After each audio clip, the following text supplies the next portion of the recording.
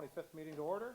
If everybody could please rise, we have Ms. Sheila Brown to do our national anthem.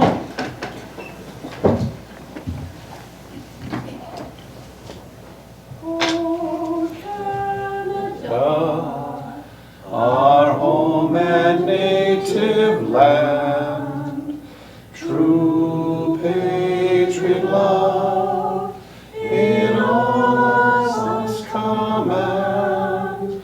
With glowing hearts we see thee rise, the true north, strong and free.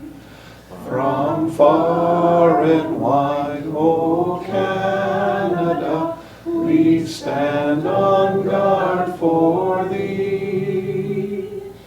God keep our land glorious and free. O Canada, we stand on guard for thee. O Canada, we stand on guard for thee. Beautiful. Thank you, Sheila.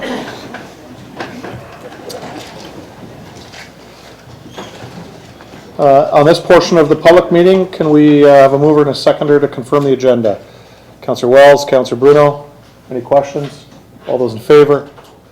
That's carried. With regards to the public meeting, any disclosures of interest? Mr. Aquilina.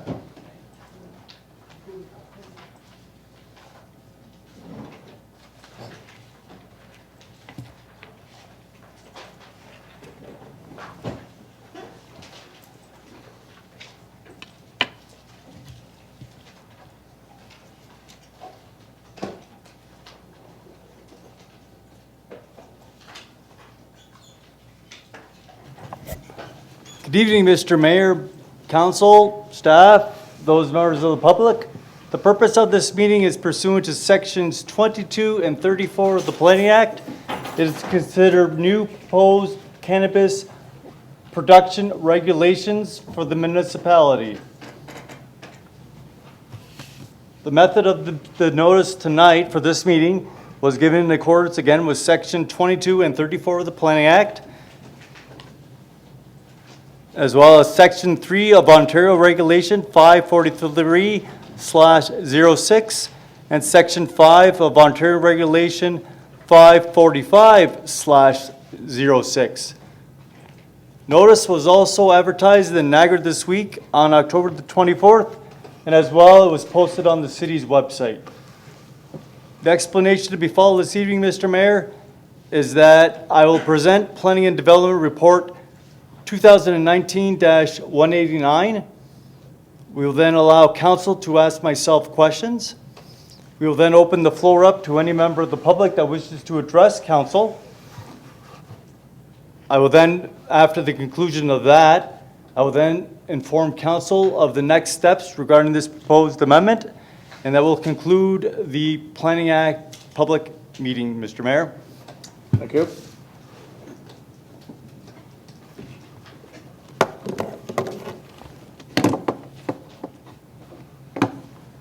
Hewitt, F5.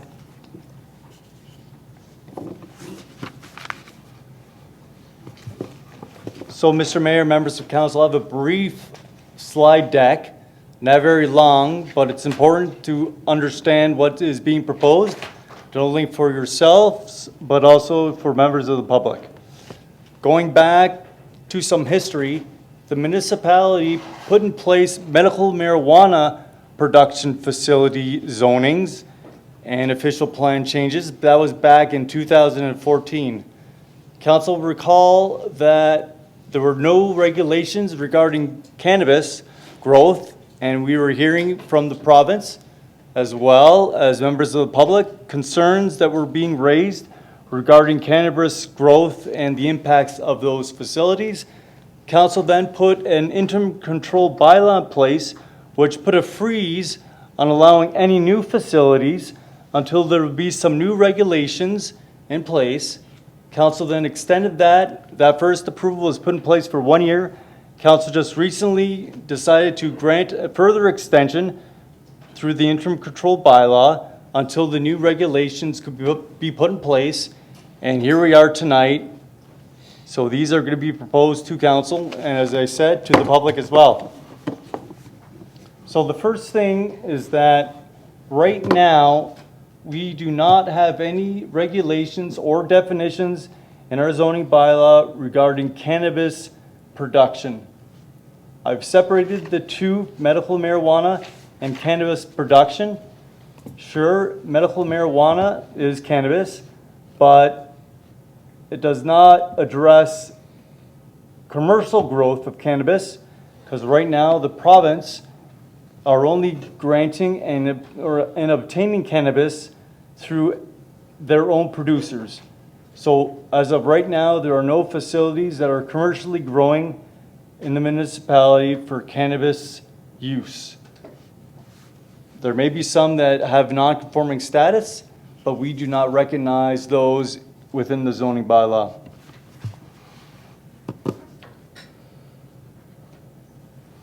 So what we are proposing to do, as I mentioned, cannabis production, we have a definition of what that means, what cannabis is as well. But what we're doing is we are recognizing those as a use within the light industrial, heavy industrial, and gateway zone. As of right now, medical marijuana is a use that is permitted within the rural and agricultural zone. We will talk about that use when I make mention of the fact that we're going to allow commercial cannabis growth within the city's zoning bylaw in the light industrial, heavy industrial, and the gateway zone, but they cannot occur within a greenhouse. They have to be within a structure that is physically sound.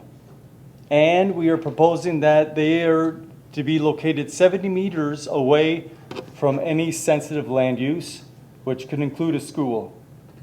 So that's the first suite of the provisions regarding cannabis growth. We also are recognizing the fact that we are going to allow them, as we did with medical marijuana, within the rural and agricultural zone, and we're going to apply the same provisions that we did for medical marijuana, which I have that as my final slide deck. So what we need to do, though, is actually define what cannabis is through the definition in our zoning bylaw.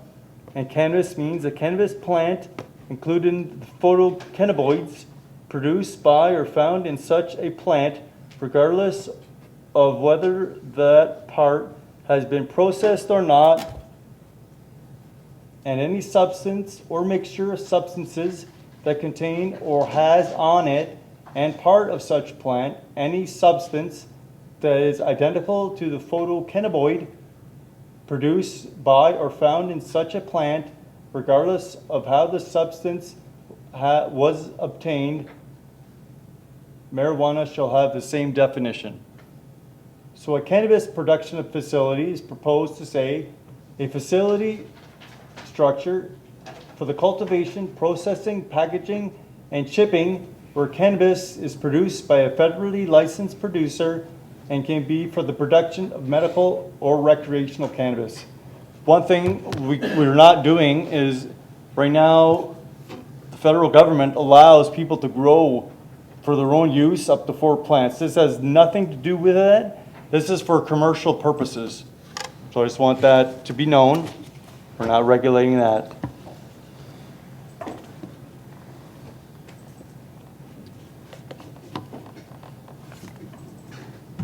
So as you can see, these are the actual regulations we have for medical marijuana facilities. We will still keep those in place, but we're going to be calling it cannabis production facility. So all indication in the document regarding medical marijuana will be proposed to be deleted and replaced with cannabis production facility. And so you can see there's a lot of things that are required to be met. One of the things, if we have a new facility that's being proposed, one of the things that we have in place is that they enter into a site plan agreement with the municipality. Without that site plan agreement, nothing can be developed or the use can't be permitted.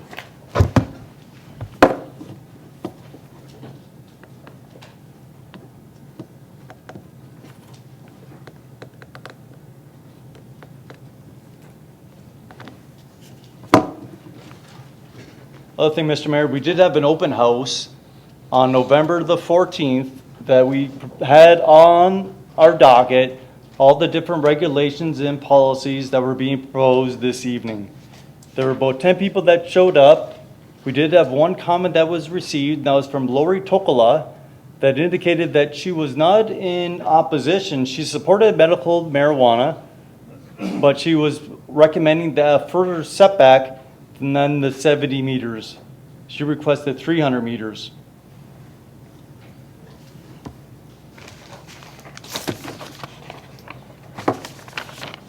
Mr. Mayor, we received no comments from the public other than the comment from Lori Tokola. We did receive comments from the Region of Niagara. It was a 4-page document. I'm not going to read the whole document in verbatim. I would just like to highlight the points that council should be aware of.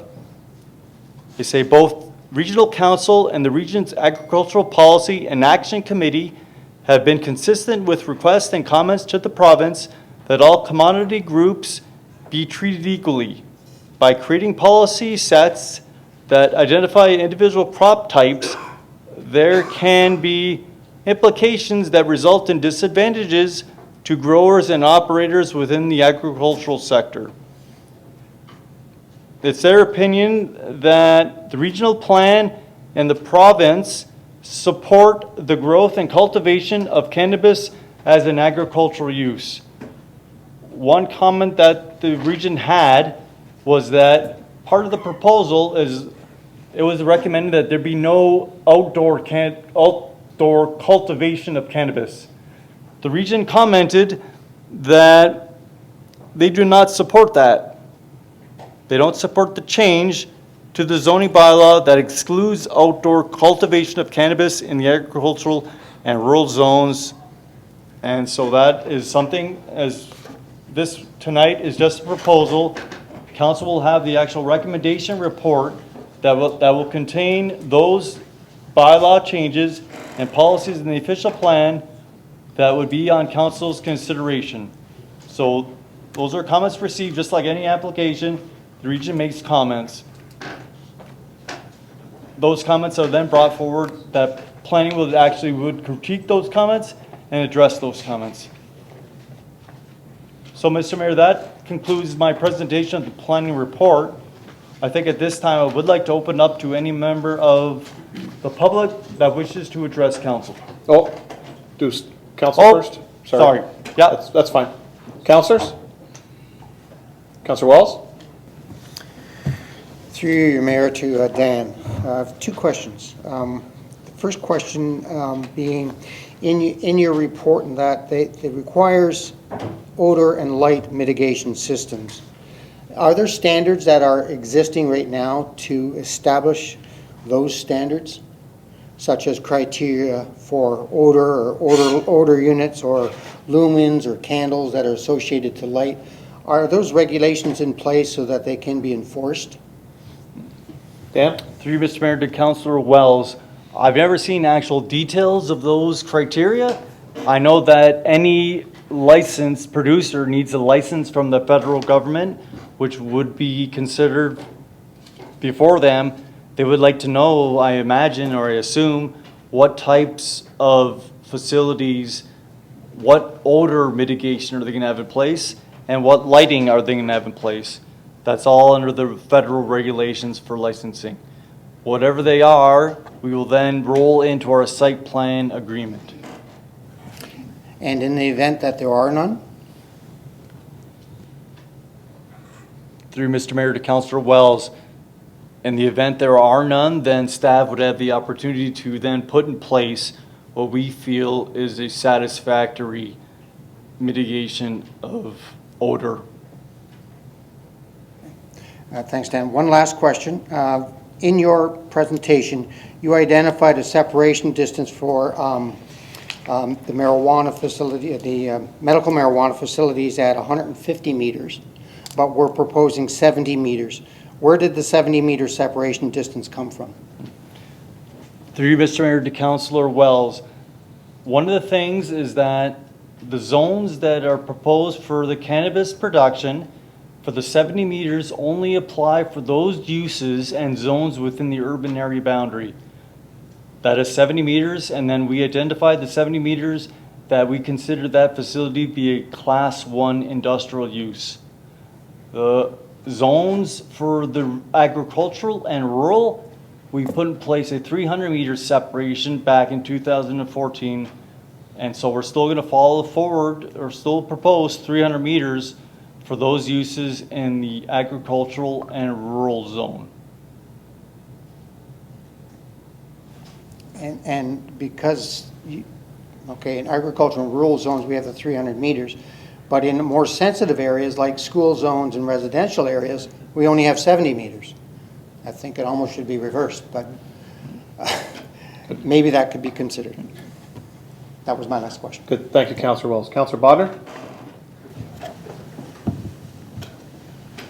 Thank you, Mr. Mayor. Through you to Dan, just to pick up on Harry's comments about how do we'll have a site plan agreement, and we're thinking that Health Canada or who's ever going to set the regulations are going to say you can't produce any odor. And for us, some of us, Councillor Butters at the time, Councillor Wells probably a little bit this time, were frustrated that Health Canada at the time said you can't have odor escaping, but there was no teeth in making them do it. So in our site plan agreement, can we put tougher regulations than the feds might have? Or are we limited by what the feds say? Through Mr. Mayor to Councillor Bonner, we can certainly put those provisions within the site plan agreement. I would think that the regulations that were put in place back in 2014, sure, the federal government didn't have the same regulations as they do today. I think they've learned what they've experienced and what the different facilities and how they're controlling the odor. Going back, if I could, to Councillor Wells, the distinction between the rural agricultural facilities versus the industrial facilities is that those can be in a greenhouse. Within the urban area, they're not allowed in a greenhouse. They're to be in a physically contained industrial building. So, just my experience, you talk about construction-wise, a greenhouse is not the same as an industrial building, which has the proper insulation. A greenhouse, they don't need insulation. So that's the difference. Councillor? Okay. So one other thing, you said the region didn't like the fact that we're saying it has to be in a building, can't be growing outside in a field. Are we going to run into a problem with that if somebody challenges us and wants to do it in a field? How do you feel? How secure are we by saying that it can't be grown outside? Dan? Yep. Through Mr. Mayor to Councillor Bonner, as I mentioned, this is just proposed. It's not going to be something that's brought forward to council for a recommendation. I'd need to talk to the region again and try to understand. I think their concern was they want to allow people to grow cannabis outdoors. My proposal said we're not going to allow it, so there would need to be a discussion before something's brought forward to City Council. Councillor? Okay. Councillor Danch? Sorry, Dan, I'm just going back to that greenhouse thing. So we know this is going on currently, and so is this gonna be the rule that was then and this is now? Like, is that because the greenhouse, let's face it, these guys drive down to QEW. I know this is Port Colborne, but this stuff is being grown in greenhouses. So who's doing it now, that's okay, and then the rule's gonna change? Or like, say, this is a proposal, you're looking for, that's my question. Dan? Through you, Mr. Mayor, to Councillor Danch, any existing business in the municipality, those are grandfathered in. If there's a new facility that's being proposed, they would have to follow the new regulations that council puts in place. Plus, there's new federal regulations since the greenhouses were allowed, so. That's my question, thank you. Okay. Councillor Clayliff? Through you, Mr. Mayor, to Dan. I just have a question. When you talk about light industrial, I guess I look right across to the east side. I'm sure that Councillor Desmarais is saying this, and I'm thinking to myself, we've just made that light industrial from Parkland back to light industrial.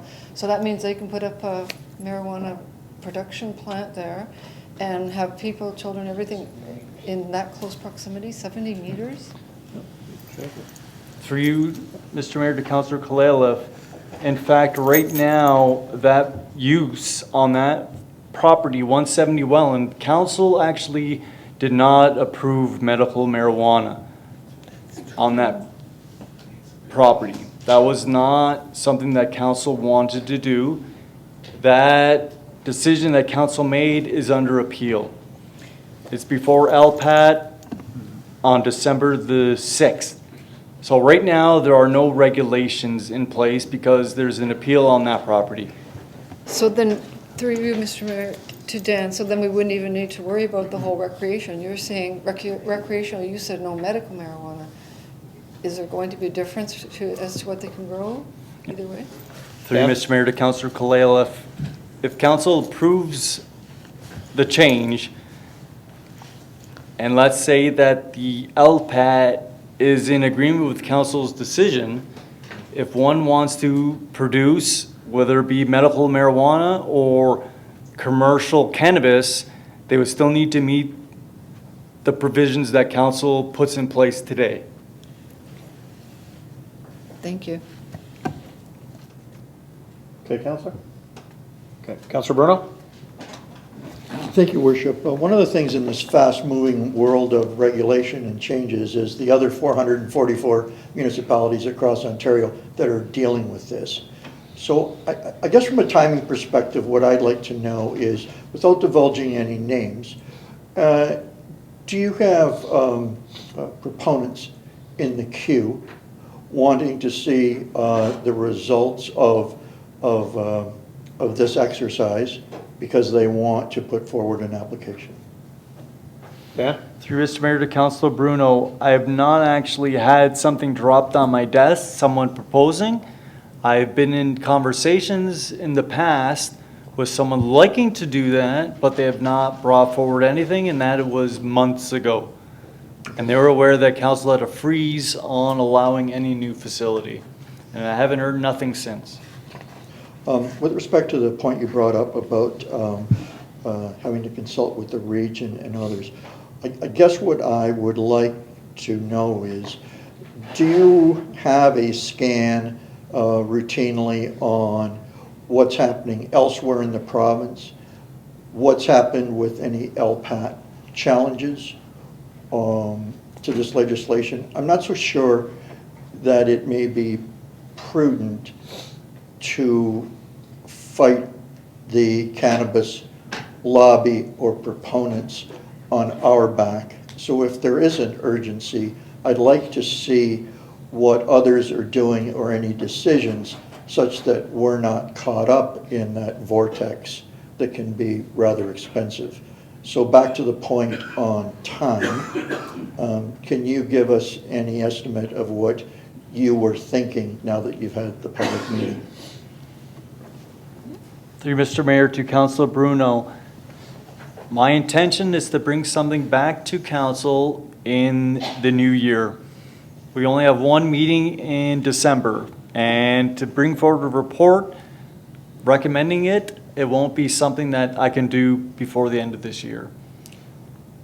Good, I'm not looking for potential urgency in Yeah. this one, but I also understand that you may be under some constraints that are mandated to you.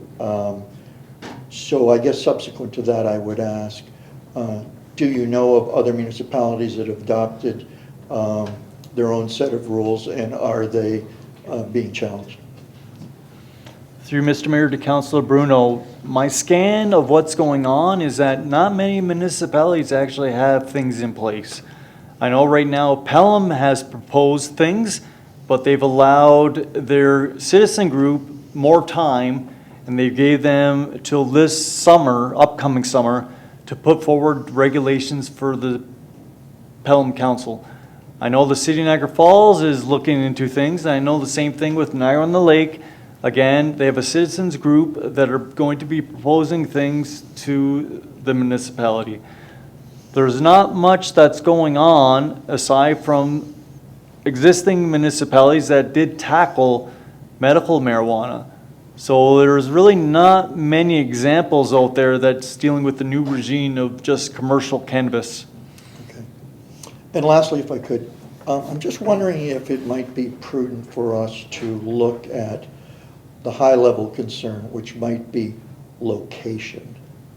I think that a lot of the debate or the challenges might be around distances, odors, lighting, all those kind of things. I think from a point of view of citizens in Port Colborne, a high proportion of the relief might be ascertained by getting location or non-location right. So I don't know if we could perhaps deal with that first, or does this have to come back in one piece to this council? Dan? Through Mr. Mayor to Councilor Bruno and all of council, what I would like to do is actually have a whole bylaw, the review completed for council's consideration. So I don't want to piecemeal things. I want to bring something forward that's going to be concise and something that could be supportable. Thank you, Councilor. Councilor Demerit. Thank you, Mr. Mayor. Through you, and in response to some of the councillors' comments and to the planner, I think you find if you check with Matt Vaughn, who is the principal planner in Norfolk County, they've done a lot of work on this, and apparently they're leading Ontario in putting regulations in place that actually work. So it may be something to touch base with them and see what we could adopt. Thank you, Councilor. Councilor Bodnar? Thank you, Mr. Mayor. Through you to Dan. Dan, when you come back with that next report that you're going to come back with, can you give us a map of the areas? I think we may have a handle on the rural area, but I'm not sure that everybody, members of the public, have. When you talk about the gateway area, that may not mean anything to the average citizen that hasn't bumped into it. Can you give us, a map of colors are nice, so give us something that's pretty easy that we can understand, and it just may help everybody. Thanks. Dan? Through you, Mr. Mayor, I certainly can do that. I can let you know right now where different zones are located, but I'll put the actual map in the next report for council's consideration. Any further questions? Okay, Dan, now as member of the public. Any member of the public have any questions? Oh, yes? That's all right. Just state your name and address. I know who you are, but that's okay. I know. For the record. Melissa Bigford, 173 Chippewa Road. I also just think that you need to look at a bigger setback, and I think it's just good to have on record someone else in the community that feels that the setback should be farther from sensitive areas, especially schools. My other question is, can you not put in the actual written bylaw the conditions of the noise and the smell? Like, why does it have to go into site plan? Can it not be actually written in a bylaw? That's my other question. I'll let Dan answer the question.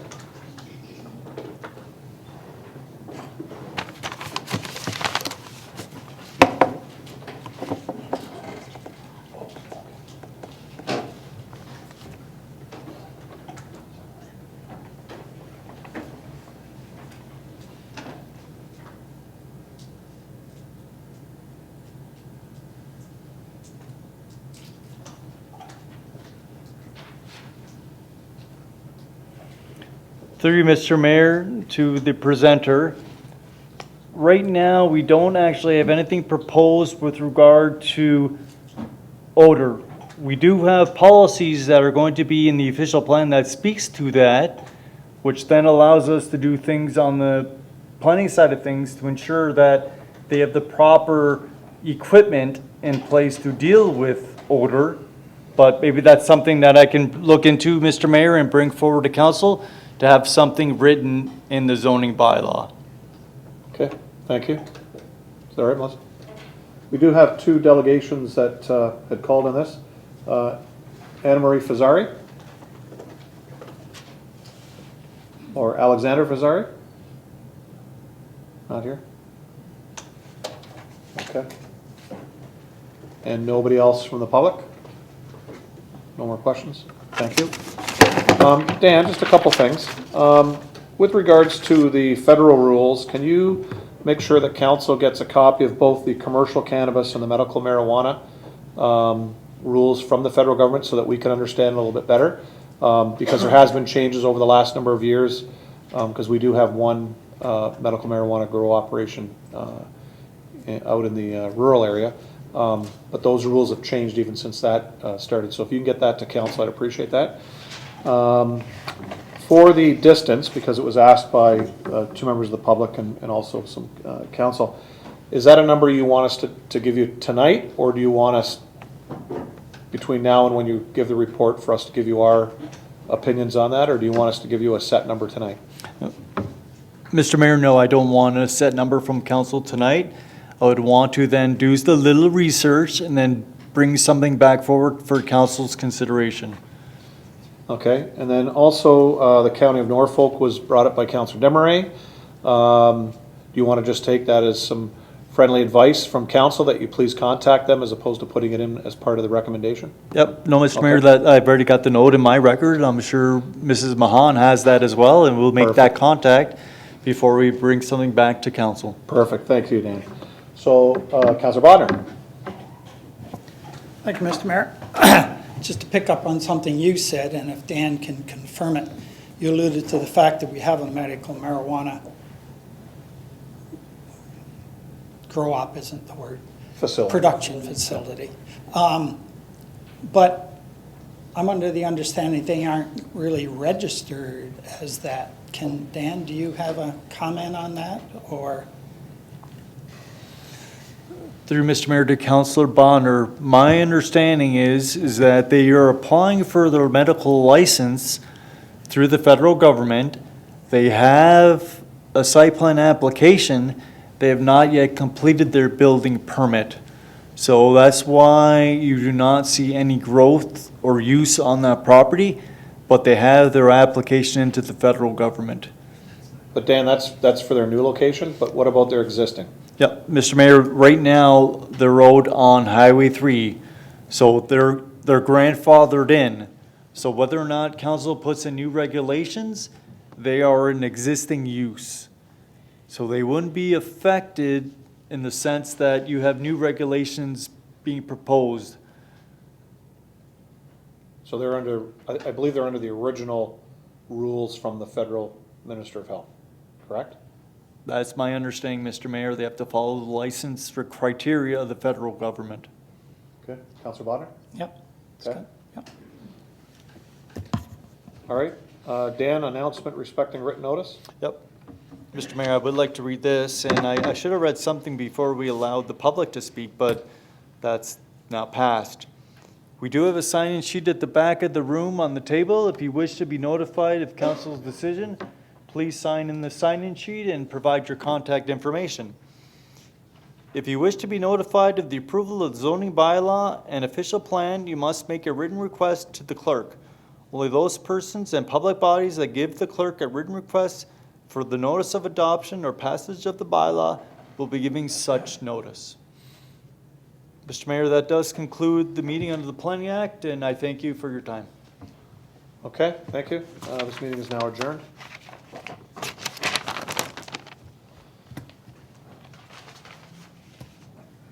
So I'll call our committee meeting to order at this time.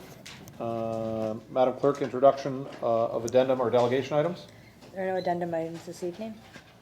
No? Okay. Before I ask for a confirmation of the agenda, under delegations, council, those two delegations actually should be under presentations.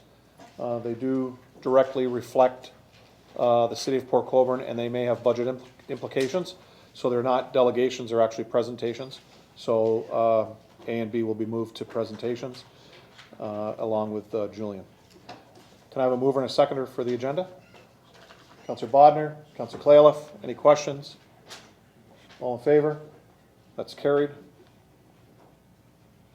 Any disclosures of interest? Councillor Clayliff? Regarding the fee schedule and the marina, I have two disclosures. I have my own personal boat as well as my son, so I need to be removed from that. Okay, under item 1, Councillor, correct? Yes, please. Okay, thank you. Anybody else? Councillor Bruno? Yes, your worship, also under item 1 on fees, I have a indirect pecuniary interest as my son-in-law has a boat at the marina seasonal slip. I'll be voting on the balance of the fees. Okay, thank you, Councillor. Any other disclosures?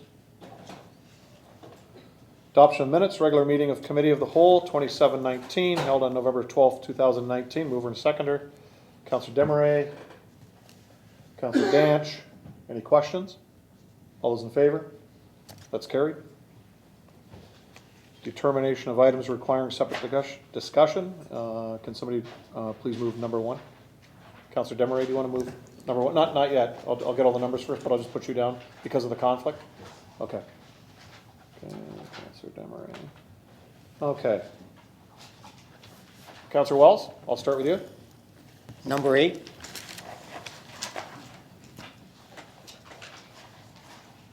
Councillor Desmarais. Numbers 1 and 3, please. 1 and 3.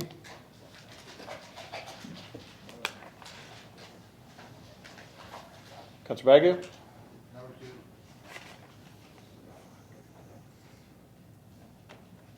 Councillor Bruno. 1, 3, and 5. 3.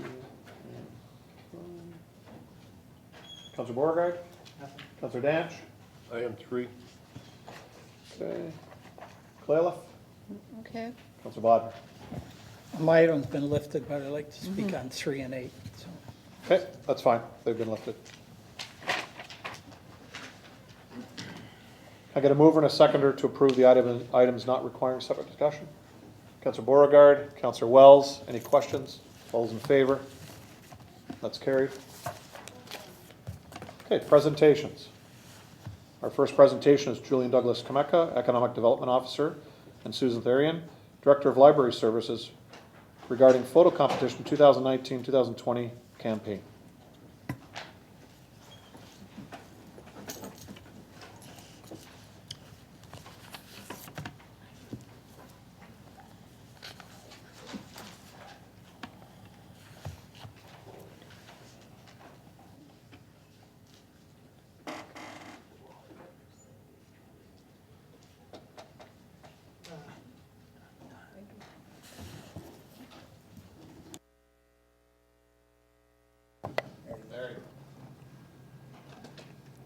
All right, thank you, Mr. Mayor. We're about to launch a new photo competition, and we wanted to actually tell council about this before it becomes official, so that you can actually know why we're doing this and share this with your constituents as well.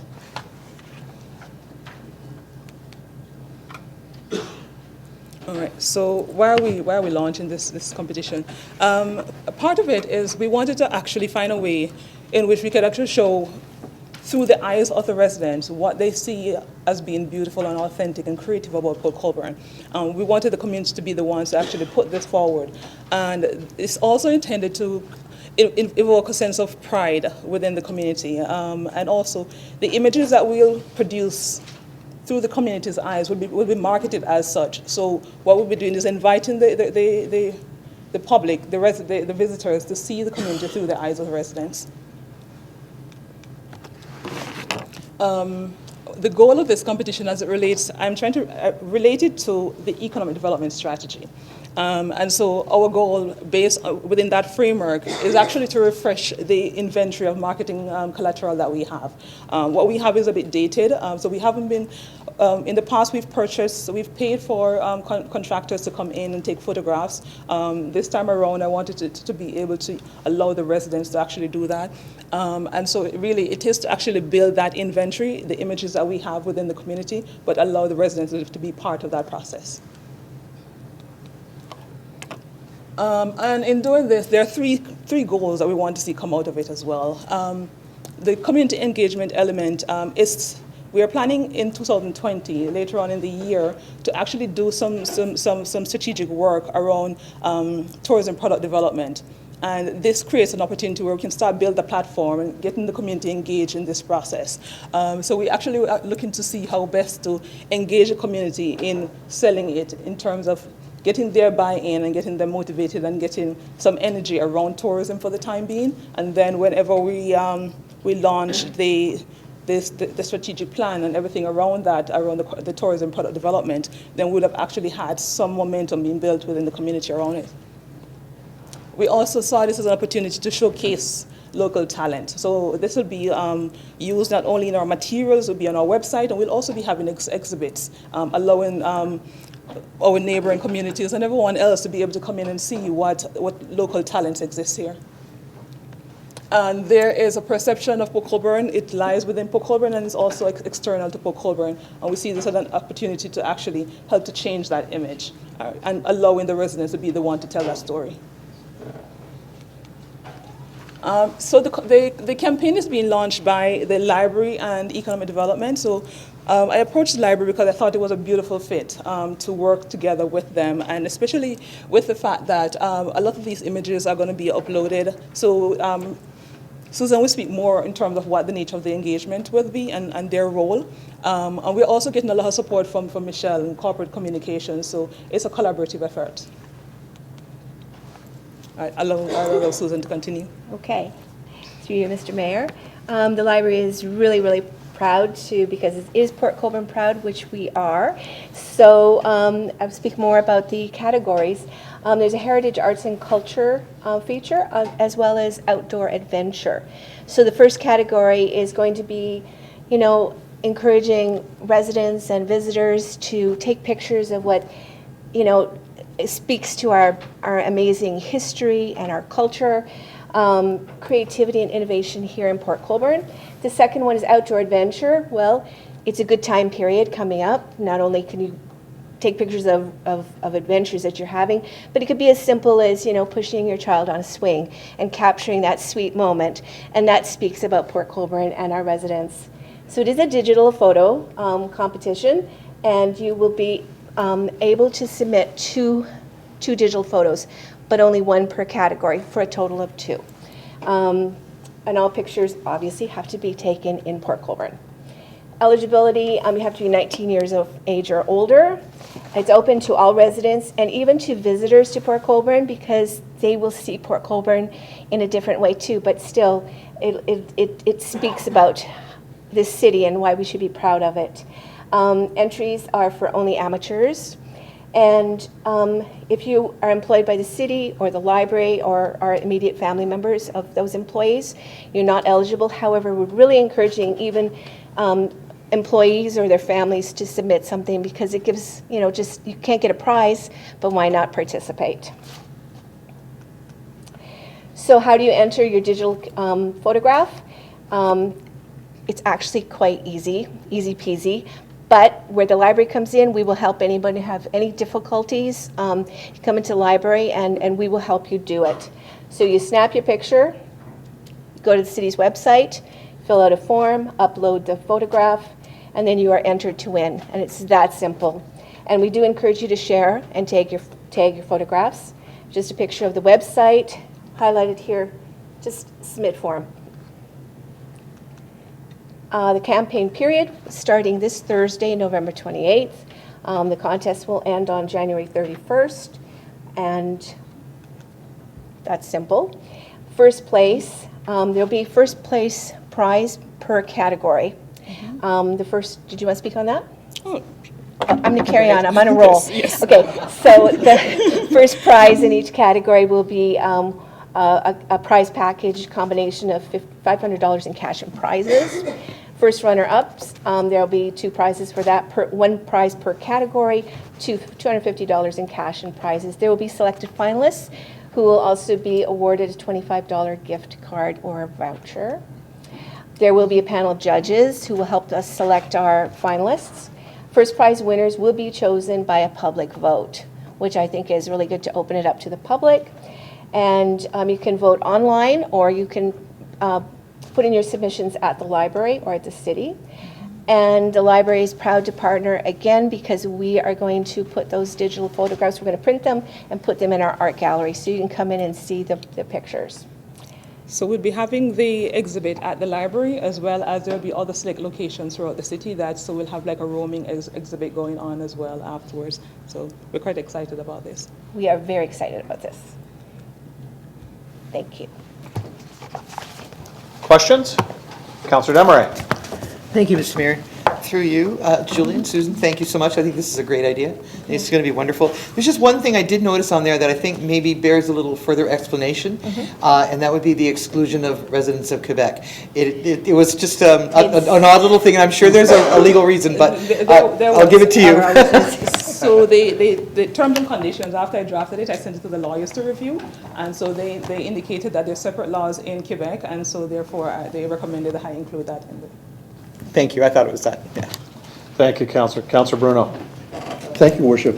Thanks for putting this on. It's one thing I think that of all the aspects that we haven't touched and done, I think reasonably well on, is our library of photographs. I mean, if you look at a lot of our publications and that, they're good photographs. Some are grainy, some are old, some you can see the dated things in the picture.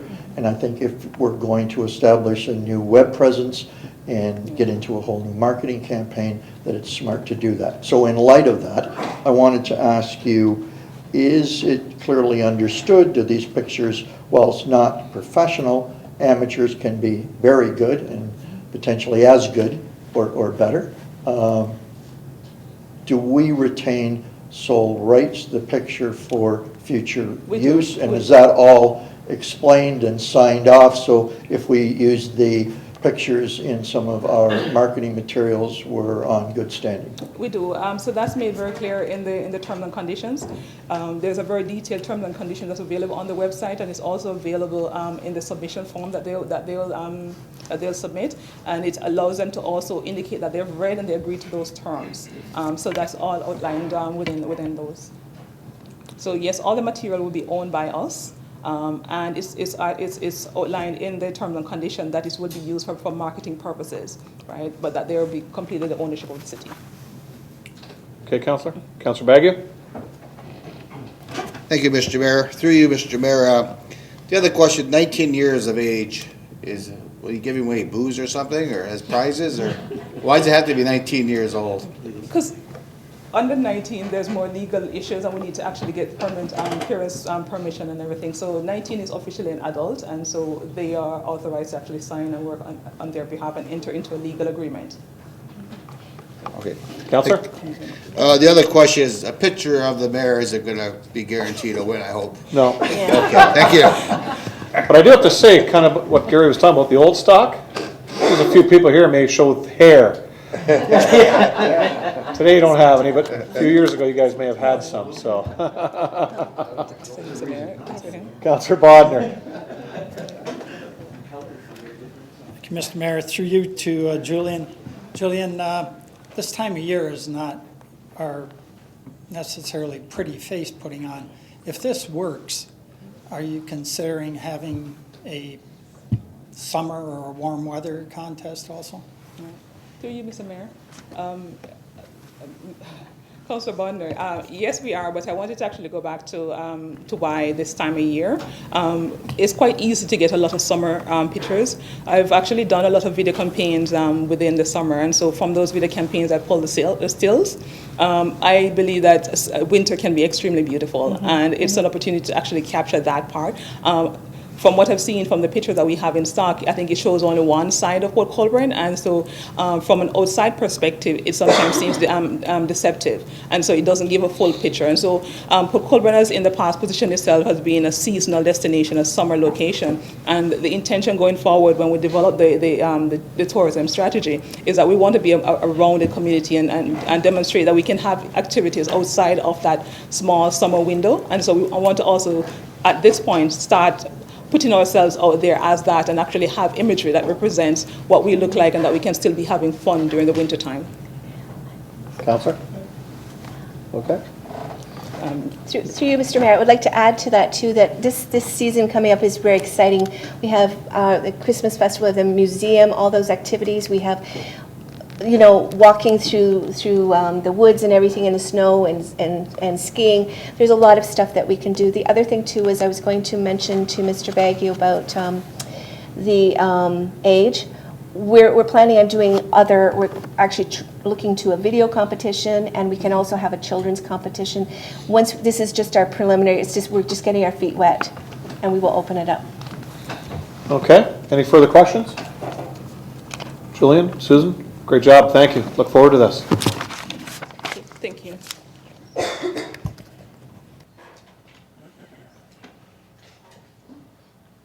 Our next presentation is Carolyn Ryle, Director, Niagara Region Transportation Services, and Frank Tassone, Associate Director, Niagara Region Transportation Engineering, regarding overview of the Niagara Region Transportation Services 5-year forecast. Welcome. Welcome, good evening. Good evening, I'm Carolyn Ryle, I'm the Director of Transportation. Sorry, press the button. On. Yeah, there we go. Good evening. Well, good evening, Council, Mayor Steele, Regional Councillor Butters, who we do a lot of work with. Frank and I are both from the Transportation Services Group. We're pleased to be here tonight. Throughout 2019, transportation has been going to each of the different municipalities throughout Niagara Region, where we've been presenting our 5 and our 10-year lookout. It's a real opportunity for us to show the great work and the partnership we're doing in each of the different municipalities from the region's perspective. So we're pleased to be here tonight just to shed some light on the capital works that are going to be happening here within the 5 and 10-year outlook. So Frank, who oversees the engineering division within transportation, is going to give an overview. I'll talk more a little bit about some of the visionary items that I've been talking to Regional Council about that are going to be coming forward through our 2020 approval ask, hopefully, and then we'll take questions, okay? Okay, so Mr. Mayor, Council, we're here today to speak about our 5-year forecast and 10-year program. So our capital program is broken into 4 different sections. So we have our network expansion, which is where we go in and expand roadways. We may be making roads from 2 lanes to 4 lanes. Could be adding lanes, turning lanes, auxiliary lanes. So we have that portion of our program. We have a intersection improvement section to our capital program, which is where we go in and focus on specific intersections. It may be adding signals, it may be adding turn lanes. We're really focused on the geometric improvements of those intersections. We have our road rehabilitation program, which is where we go in and improve the overall quality and ride of a road section, whether that be through reconstruction or resurfacing. And then we have our structure rehabilitation program, which is really geared towards our bridge structures and major culverts. So I'm going to go through a few projects that we have in Port Colborne within the 5-year forecast. The first one that I'm going to highlight is Regional Road 3, Main Street East, from Highway 140 to Barber Drive. So in consultation with Councillor Butters and also at the request of a few residents, we had a good look at this section of road, and we have determined that it is up for reconstruction, and we will be including that in our 2021 capital forecast when that budget cycle comes around. So that will be within the 5-year forecast. I wanted to speak just quickly about our hot mix program. So every year we spend $8 to $12 million on resurfacing.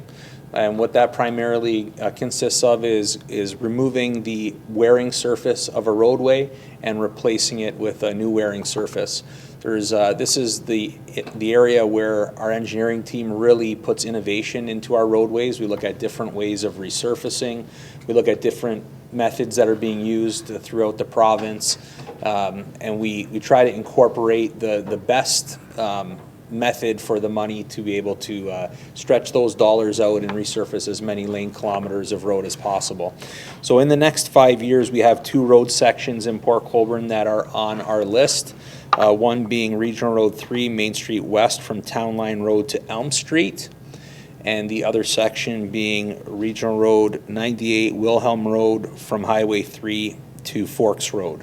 So we'll be looking at different strategies to resurface those roads and make the overall ride quality better for the residents. And the third project that we have is Town Line Road Bridge structure. So this is at the intersection of Town Line Tunnel Road and Miller Road. Structure that is in need of rehabilitation, and we'll be moving forward with rehabilitation of that in the coming years. That's currently scheduled for 2027. I'm going to pass it back over to Carolyn now to speak about some more longer-term visioning. Thank you, Frank. So I just wanted to highlight a number of the visionary items that staff have been doing a lot of great work behind the scenes, and there's been great conversation at Regional Council. So one of the things we've been talking about is something referred to as complete streets. So I've been giving a number of presentations around our transportation master plan, which was approved through our Regional Council. And one of the major items identified in that was to look at a complete streets set of documents or guidelines or standards that we'd like to apply throughout Niagara region. So there were a number of different street typologies that were identified in the Transportation Master Plan, and the next piece of work is to look at those different typologies and come up with a clear set of standards on how they're going to look and feel and be consistent throughout each of the different municipalities, and this is along the regional road network. So there is a RFP that's going to be going out on the street prior to the end of this budget year in 2019. We will be contacting the municipality as we work closely with staff with regards to having a representative as part of the extended committee with the review of how we're going to obviously set out those standards so that there's participation and insight from each of the different municipalities on what these complete streets will look like across the regional network. And again, it's from a consistency on the look and the feel and how they're going to transition between, for example, urban to rural, but again, it's going to be something that we're going to be working on to start to look at a uniformity and a standardization throughout the region. Another thing I wanted just to raise, there's been a lot of talk at the region with regards to regional wayfinding. So there is a 2020 ask right now that's in the budget, and again, if it's approved, we will be putting out an RFP, and we'll be working with a consultant who will come again to assist the region. We'll be looking for representation from each of the municipalities. And what this scope of work is going to be dealing with is how we're going to be connecting, again, obviously, the regional road network with the municipalities from historical context. And it's really how we're going to be providing direction. So as people and tourists and residents move throughout the region, they're going to have, obviously, an idea of how to get to very historical and different unique places throughout each of the different municipalities. This is a very large program. I know it's been something that's been talked about for some time at the region, so we're excited to get this going. And again, we'll be looking for partnership and a representative from each of the different municipalities to assist us with that. Some municipalities have started that leg of the work, and again, the region's already in conversation with them. But from a regional road network perspective, we're looking for a consistency, again, of how we're going to be directing everyone through the region and getting them to those important locations throughout each of the different municipalities. So it's something we're excited to start working on, again, pending the 2020 budget approval. Under safety initiatives, there's been a large number of dialogue currently at the region around something that we're again trying to launch through the 2020 capital ask. It's our Vision Zero Safety Road Program. So there's been a number of presentations and reports that have been going forward. And again, hoping through the operating ask through 2020, we're going to be launching our Vision Zero program. So for those who may not be familiar with Vision Zero, it's a safety program that's looking at reducing fatalities and serious injuries on regional roads to zero. Many municipalities throughout Canada, it originally started in Sweden, but many have adopted best practices throughout Canada. And I'm happy to say that staff have done a large number of putting together documents that have us in a great position to start moving this forward in 2020. So we're going to be looking at technologies such as increased signage, pavement markings. We've been talking about automated speed enforcement in school zones, and we've also been at the table talking about the red light camera program that we'd like to be bringing into Niagara Region. So there's a whole work plan, work program right now that's being put forward as part of the 2020 operating ask. We're looking for the approval, hopefully, for that, and we're excited to get the Vision Zero program up and running within Niagara Region with the intent, obviously, again, looking at fatalities, reducing those to zero, as well as serious fatalities. So that's something we're very excited about. And then lastly, just developments. It's a great opportunity for us to say thank you for the partnership. We work very closely with all municipalities on new developments through site plans and many other forums on how they're coming into the region. It's an important opportunity for us to stay close as partners with regards to infrastructure. There's a lot of infrastructure requirements, whether it's utilities or whether it's just access points off of regional roads and onto regional roads. So we appreciate the support, and we look forward to that continuing partnership as new site plans and business come online down here, that we work in coordination and partnership to ensure we're having the right infrastructure put into place as part of those developments. So we wanted to thank you for having us here this evening, and we'll open it up to any questions you may have now. Thank you. Councillors? Councillor? Through you, Mr. Mayor, to our presenters, thank you for your presentation. That was very insightful. In regards to Highway 3, Main Street East, the concern that I have with that area is that the road is really wide for its use, and the traffic sometimes heading east, you can see two cars can be side by side on there very easily. I'm just wondering, in that you mentioned safety, and that's one area that I think safety would be of concern. Is there anything in your master plan or in the future that would address a concern like that? So through Mr. Mayor, when we do look at that section and the reconstruction of that section, we'll be looking at road widths. Our standard road platform allows for a 3.5 meter lane for traffic and a 1.5 meter lane for cyclists, and that's our typical 10-meter platform. So we will be looking at that platform. If that means that it narrows up what is existing there, then that could be the case, but it's definitely something that we will look at. If cycling facilities don't make sense in that section, then we'll be looking at an alternate method for going through that area, but that definitely will be looked at that time.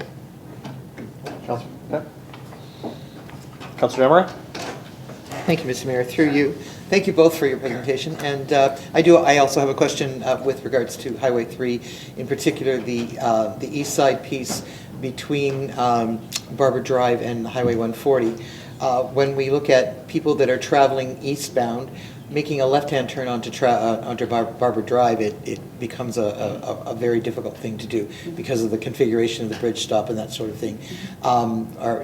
Making a left-hand turn onto Chippewa, not Barber Drive, becomes a problem. So possibly in that, when you're redoing that road, you may be able to reconfigure some of the ways that traffic flows through there? Yeah, through Mr. Mayor, when we look at that section, we will always be looking at geometry for side streets. We're looking at side street congestion, and we'll be looking at the issues that may be occurring with respect to side streets. So all of that will be considered, and if there's any improvements that are required in that regard, they'll be made at that time. Thank you very much. Thank you, Councillor. Councillor Bruno? Thank you, Worship, and thank you for coming out tonight. Excellent presentation and explanation. I had chatted with the mayor one time about 6 months ago, and our director, Chris Lee, about putting forward that section of Highway 3 from Barber to 140 on the CAA list. And so I still plan on doing that to keep the pressure on, and I think we could get that to the top of the list. What I want to ask you about is that the idea of bringing that forward to 2021, is it not fair to say that often that can be the year of the engineering, not the year of the construction? So are you planning on doing engineering design in 220 and potential construction in 221, or is this more than a one-year project? So through Mr. Mayor, the intention at this time is to bring forward engineering money in the 2021 capital forecast. Construction funds will follow that. Okay. And subsequent to that, Councillor Demery's brought this up, but there's also all kinds of entities in that area. Seaway, Trillium Railroad, the region, and Councillor Bagg, I won't embarrass him, but he could probably tell you that we might want to put in a request on the railroad tracks as front and center right now. But what I'm really getting at is, I'm sure that you take into consideration all those things, but given the length of a road, it's important to get it right, and the cost, it's important to get it right the first time. And I was wondering if where you, for example, intersect with the Jackknife Bridge there in that seaway, do you tend to work whereby, I know we did this on the Weir Bridge, where you pave right to the bridge deck and then there's a dollar trade-off? In other words, this it doesn't have to become a piecemeal thing where the last 50 feet isn't paved because it's in somebody else's jurisdiction. So I'm wondering if you could speak to that. Yeah. Through Mr. Mayor, anytime that we do a capital program where we're reconstructing a road that has other stakeholders that also use that portion of road, we will coordinate with those stakeholders. So in this case, it will be Trillium Railway, the Seaway. We will bring those stakeholders to the table as well as the city. That way we can determine if there's any buried infrastructure needs that the city needs to take care of at the same time before we go ahead and reconstruct the road. Bring all those stakeholders to the table, and we get all of their needs assembled, and we make sure that we address all those needs. So there will be a multi-jurisdictional issue at that intersection, but we'll bring all those stakeholders to the table, and if they're all willing to contribute some funds to get their portions done, we would take care of it all at the same time. Great. And last questions concerning the light at that intersection. I'm sure you probably do know, but with the canal there's a lot of automated flashers that direct people to the middle bridge and all that kind of thing. And I'm just wondering if there's any type of state-of-the-art in going forward in signaling there, that perhaps that can be done almost more remotely. Like a lot of high-traffic intersections now have the camera there. And I don't know if you're getting to the point of being able to control lights from a central area, because that area is one that often can have a major traffic lineup because of the length of, the bridge being up, a train, all kinds of things. Notwithstanding it's better with the middle bridge now. But I'm just wondering if there's anything besides, setting up a set of lights on timers and then it is stuck on that program until somebody physically comes out or there's complaints lodged to change it. I mean, are we moving in a direction where that can be done remotely? So through Mr. Mayor, when we reconstruct a signal, we are always using the latest technology, which for the most part is loops. Loops are able to detect traffic. It's not running off of a fixed time program. So it actually has the ability to detect traffic when the traffic comes via loops that are in the pavement. We also do have technology with respect to cameras that can sense vehicles coming into certain zones and will change light configurations at that time. That is a very unique signal at that intersection because it's also being triggered by the Jackknife Bridge. So that's something that we will have to bring the Seaway to the table and determine if there is any additional measures that can be put in place to make the operation of the signal work better if we find that it's not operating at its optimal. But that's something that we would look at in coordination with the Seaway. The other thing that we would look at with respect to electrical is the illumination of that section of roadway to make sure that it meets today's standard. Great, thank you. Okay, Councillor? Anybody else? Okay. Carolyn and Frank, thank you very much. Thank you. Thank you.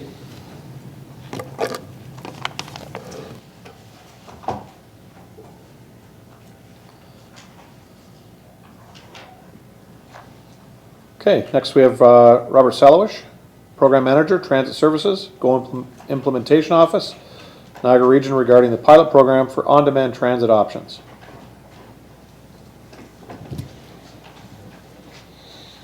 And just so everybody knows, Robert's a resident of Port Colborne, for those that don't know. So we welcome you to our community. Thank you, Mayor. Thank you, Council, for the opportunity to speak today about what we see as an opportunity to empower the residents of Port Colborne. I did want to also thank yourself, Mayor Steele, and Councillor Butters for their support throughout a number of projects transit-related at the region. And my colleague, Dave Stewart from Welland Transit, he's here as well. And there's a lot of work that we're doing through the Intermunicipal Transit Working Group, so I just wanted to give a quick thank you. And lastly, I'd be remiss without thanking Scott Louie, who unfortunately is unable to be here with us, but it was through some initial conversations with him that set us down the road in the work that the region is doing to include Port Colborne in our assessment, which is what I'll be trying to speak to a little bit today as well. So I just wanted to give him that thank you, even though he's not here for it. So today I'm here to speak to you about on-demand transit. The Niagara region is doing quite a bit of work to develop and bring in on-demand where we think that it's feasible. And again, through the conversation that I had with Scott, is we wanted to look at some of the opportunities for doing that in Port Colborne as well. So I won't spend a lot of time here. It's just a little bit of a background on the types of things that we'll cover in my presentation this evening. The first of which is I just wanted to let you know the intermunicipal transit expansion that we've had recently. So as of January 2019, we've uploaded the Port Colborne link to Niagara region. So that means 100% of the costs are being borne by the region now.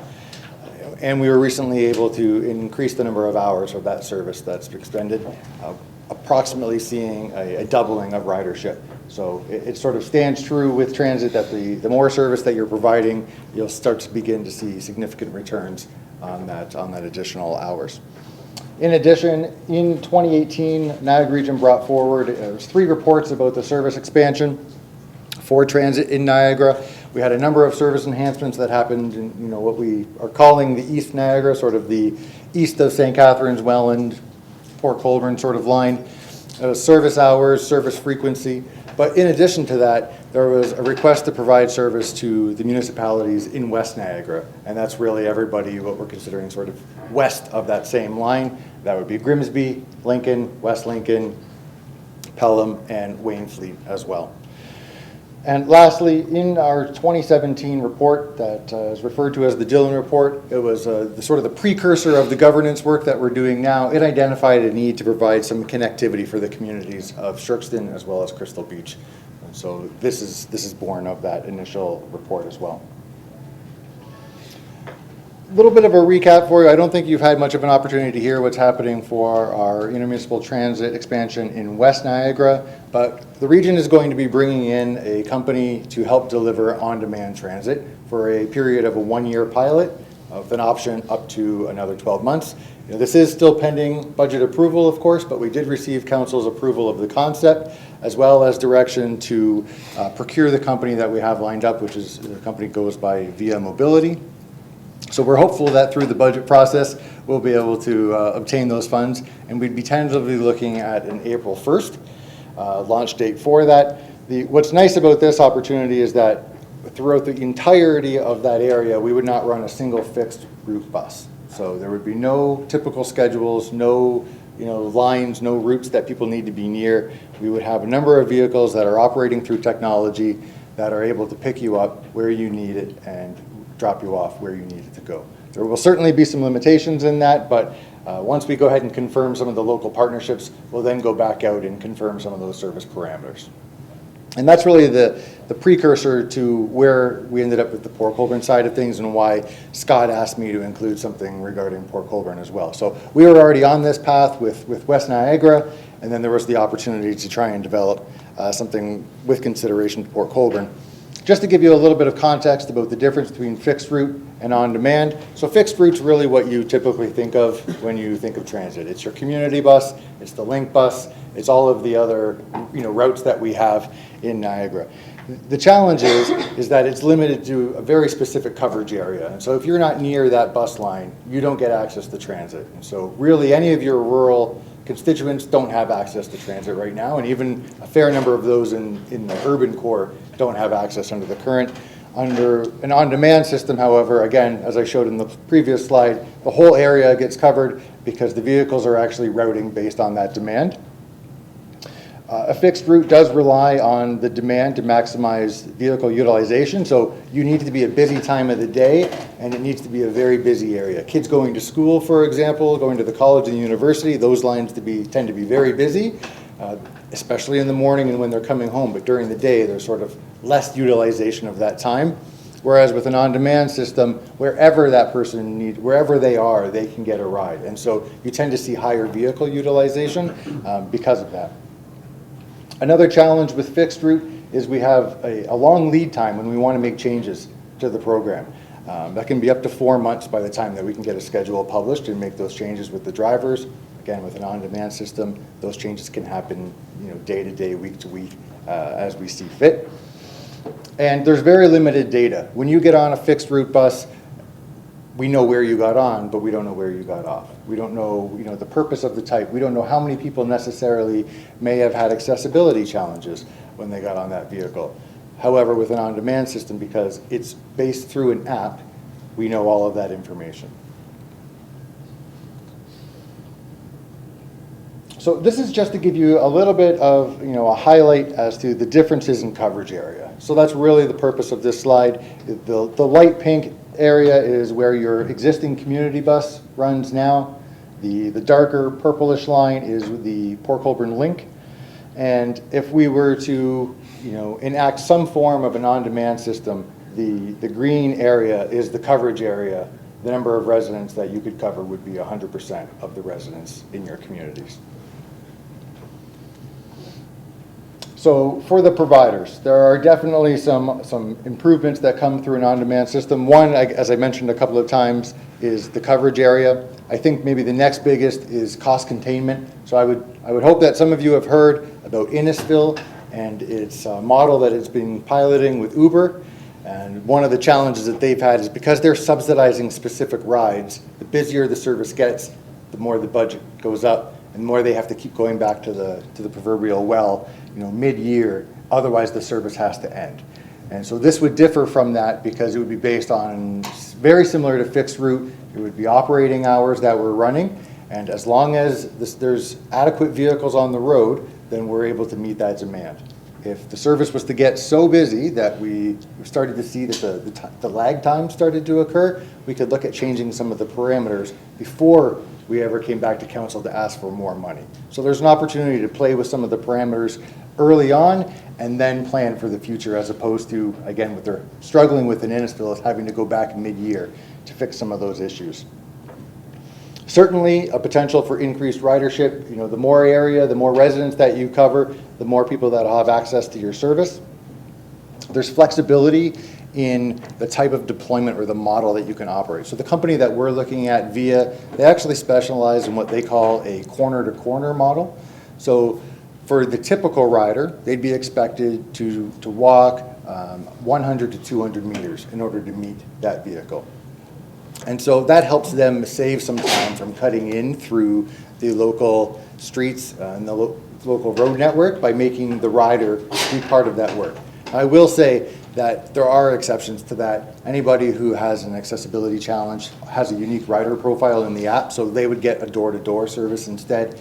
And in any location, specifically rural roads where there are no sidewalks, they again would get door-to-door. So it's curb-to-curb or corner-to-corner where safety isn't a concern, and where it is, then you would get the door-to-door service. Another key point, and I think this is especially important for Port Colborne, is that there wouldn't be a need for a separate specialized transit service.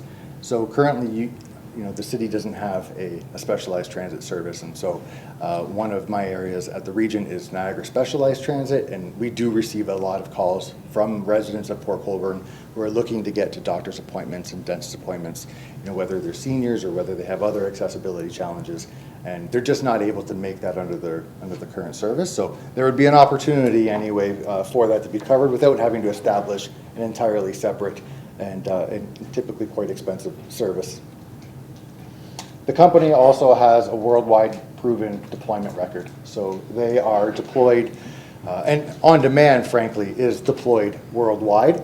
We're a little bit slow on the uptake in Ontario, but things are certainly changing. Recently at a transit conference, there was a number of presentations about pilots that are going to be initiated. So we're on the cusp of a great time here, and we'd be able to really lead the way in Ontario by what we're doing.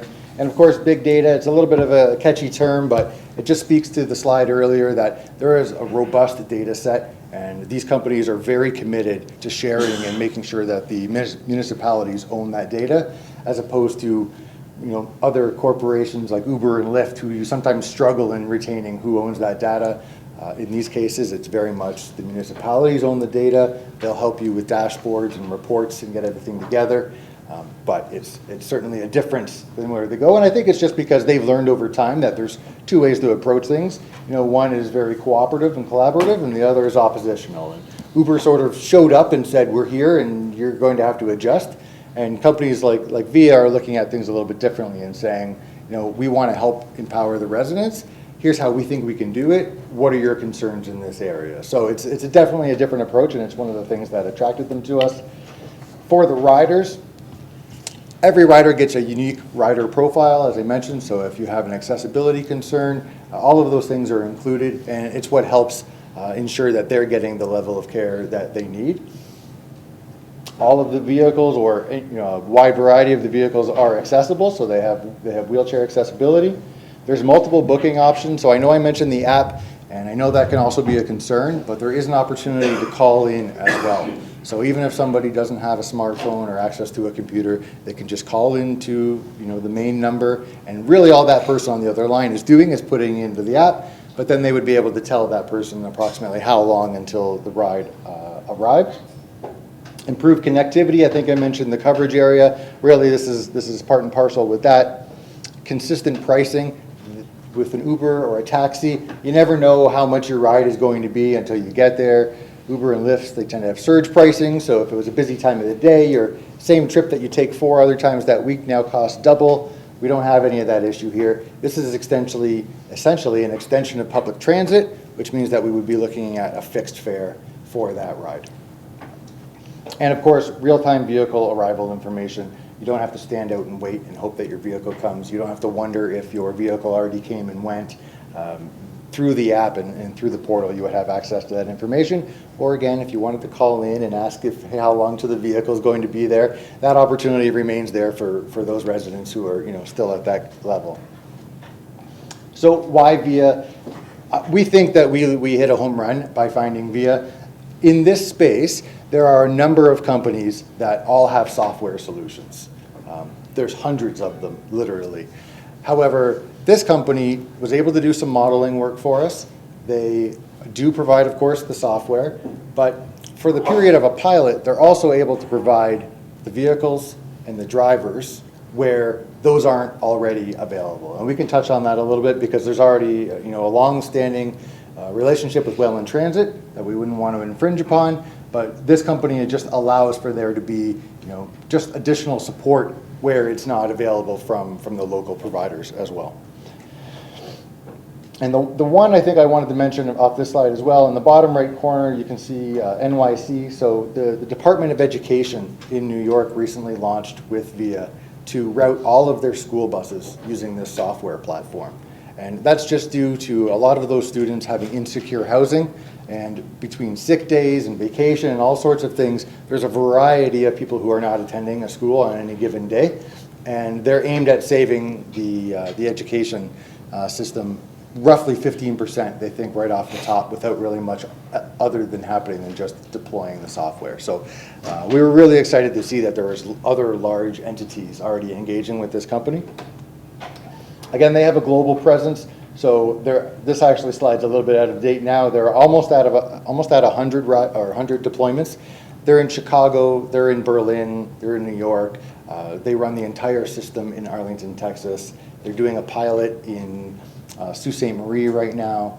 They have a pilot in Quebec as well. So they have broken ground in Canada. They're not entirely new. They are a North American company, but again, they have worldwide deployments. And so we weren't very hesitant when we saw the other places that they're already still operating, and we think that they can do a lot for the region as well. So this brings us a little bit specifically to the Port Colborne pilot, which was really to test the feasibility of a fully on-demand system and specifically powered by Via software. So again, we're using them in West Niagara, but we wanted to see them used in a little bit of a different context, and that's where we had this opportunity. This is really just a heat map based on the demand that we have, and that demand was partially constructed from our Niagara specialized transit data, but also the provincial government's Transportation Tomorrow survey of travel demand of the residents. So it's very realistic data that we're driving that from. But as you can see, it's not all listed to the urban core, right? There's a lot of people who still need to get places that are outside that initial area. The community bus currently does, roughly 40 to 60 trips today, but only within that urban boundary. If we're launching an on-demand service or component of a service, we can expect, quite simply double or triple that ridership just in that same time frame.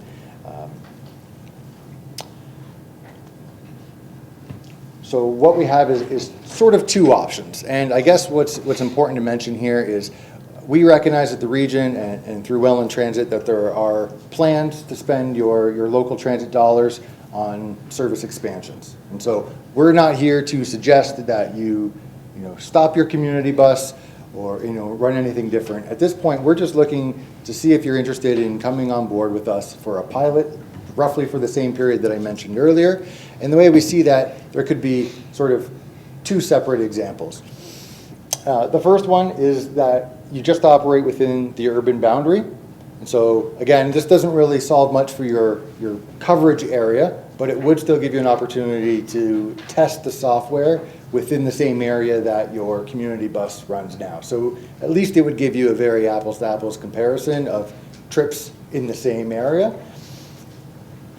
However, there's no connectivity with Sherkston or with Crystal Beach in that area. It would need to be led by municipal staff. As you may or may not know, the region only has jurisdiction to deliver inter-municipal trips, so trips happening from one municipality to another.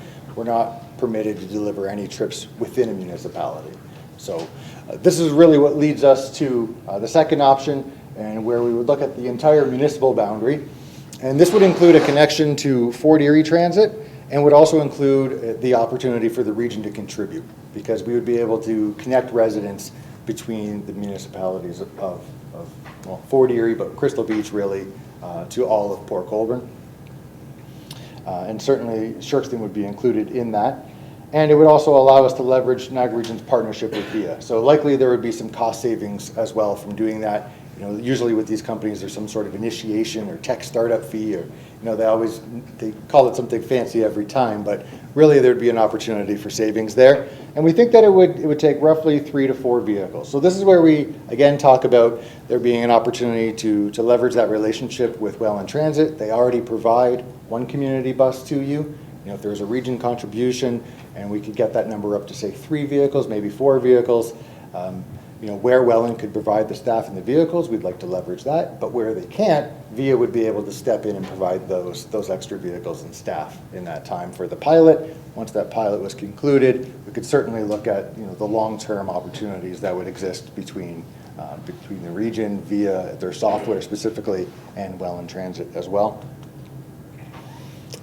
I think I've touched on this a couple of times, but some additional considerations is we want to make sure we're maintaining that relationship with Welland Transit. The two communities are very close. They always have been. So we want to make sure that where we can, we want to upgrade the existing vehicles with the software so that they can operate as on-demand vehicles, but then also use unionized staff where possible. Right? We certainly respect the unionized staff that are at Welland Transit. The service parameters would define the costs. So this is where Port Colborne would come in, specifically looking at how you're looking at using your funds for 2020. Are you looking to maybe extend your services in the evenings, weekdays? Maybe you wanted to provide some Saturday service to your residents. We could look at a window. The window of time doesn't matter so much. It would really be what you're finding your residents are asking for, and we could tailor a solution to that. So again, we're not talking about replacing or complementing the community bus while the community bus runs, roughly from 7 o'clock to 5:30 or so. We're talking about either the hours outside of that, or maybe on a day it doesn't run, like Saturday. And lastly, the 1-year duration is what we're looking at. Opportunity to extend for another 12 months. That time frame really comes from the governance review that's ongoing right now. Throughout the entire intermunicipal transit working group, each of us are trying to just align contracts so that we have some flexibility. So if there is any news from a governance review, we're able to pivot and handle things accordingly without handing off any long-term agreements to anybody. So next steps, we've already done our service model and design. We've already done our simulation. It was approved in concept by Regional Council on the 14th. Regional budget becomes approved on the 12th of December. So that's the day when we will feel like we have a green light to go ahead, specifically for West Niagara. But again, there is an opportunity to work with Port Colborne as well. In which case, we'll be going out to all of the municipalities that we've sort of had these types of presentations with to confirm their interest in some form of a partnership, and then we can work on the details of the parameters. Once that happens, it's approximately 12 to 16 weeks until deployment. So once they get that agreement in place, there's that rough time frame. During that time, they produce marketing materials. The region will be using its corporate communications and its transit staff. And there will be a lot of community engagement. There'll be, trips down to things like farmers markets and festivals, and going out to all the places to make sure that people know how to use it. They'll be riding the existing bus service and handing out flyers, getting people to download the app while they're out and about. Just trying to, provide some sort of transition to anybody that might, want to use that service during those extended hours, as opposed to just starting it and hoping that they're tech savvy enough to figure it out, or that they have a relative who can point them in the right direction. We really want to empower those people and get on the ground floor with them by starting out in the community. And if there's any questions, I'd be happy to answer them. Good, Robert, thank you very much. I've got Councillor Bruno. Thank you, Worship. Thanks for the excellent presentation. I did listen to some of this being on the Transit Advisory Committee. Could you go back to, any chance, the slide that talks about options? Sure. So with option one, understand the logistics and the legalities of intermunicipal and how things are set up right now. In option one, you say, second bullet, no connectivity with Shirkston or Crystal Beach. Right. And so I'm wondering why you isolated those two communities, because I see one is in Port Colborne and one is not in Port Colborne. Absolutely. So through you, Chair, the reason why I isolated them is because they were the ones that were identified through our 2017 Dillon report at the start of the presentation that recommends connectivity for those communities. And again, that in order for us to be involved, there would need to be an intermunicipal connection. So really, I'm trying to highlight that should you go with option one, the region sort of bows out from that situation because there's no intermunicipal connectivity in that program. So it's not something that we can participate in. Certainly, you can do whatever option works for you, but by limiting yourself to that urban boundary, you also aren't connecting to those more outlying areas of Port Colborne itself. Again, I mentioned Shirkston simply because it's a named item in the Dillon report. So if I'm to understand this correctly, Port Colborne could choose option one, but it's on its own because it deals with VIA directly? Through you, Mayor. So it would be dealing with VIA directly. Likely we would be able to still, in some way, leverage the relationship that we've already developed, but for all intents and purposes, it would be your contract. It would be up to your staff to deal with, and however it is that you saw fit to develop that system.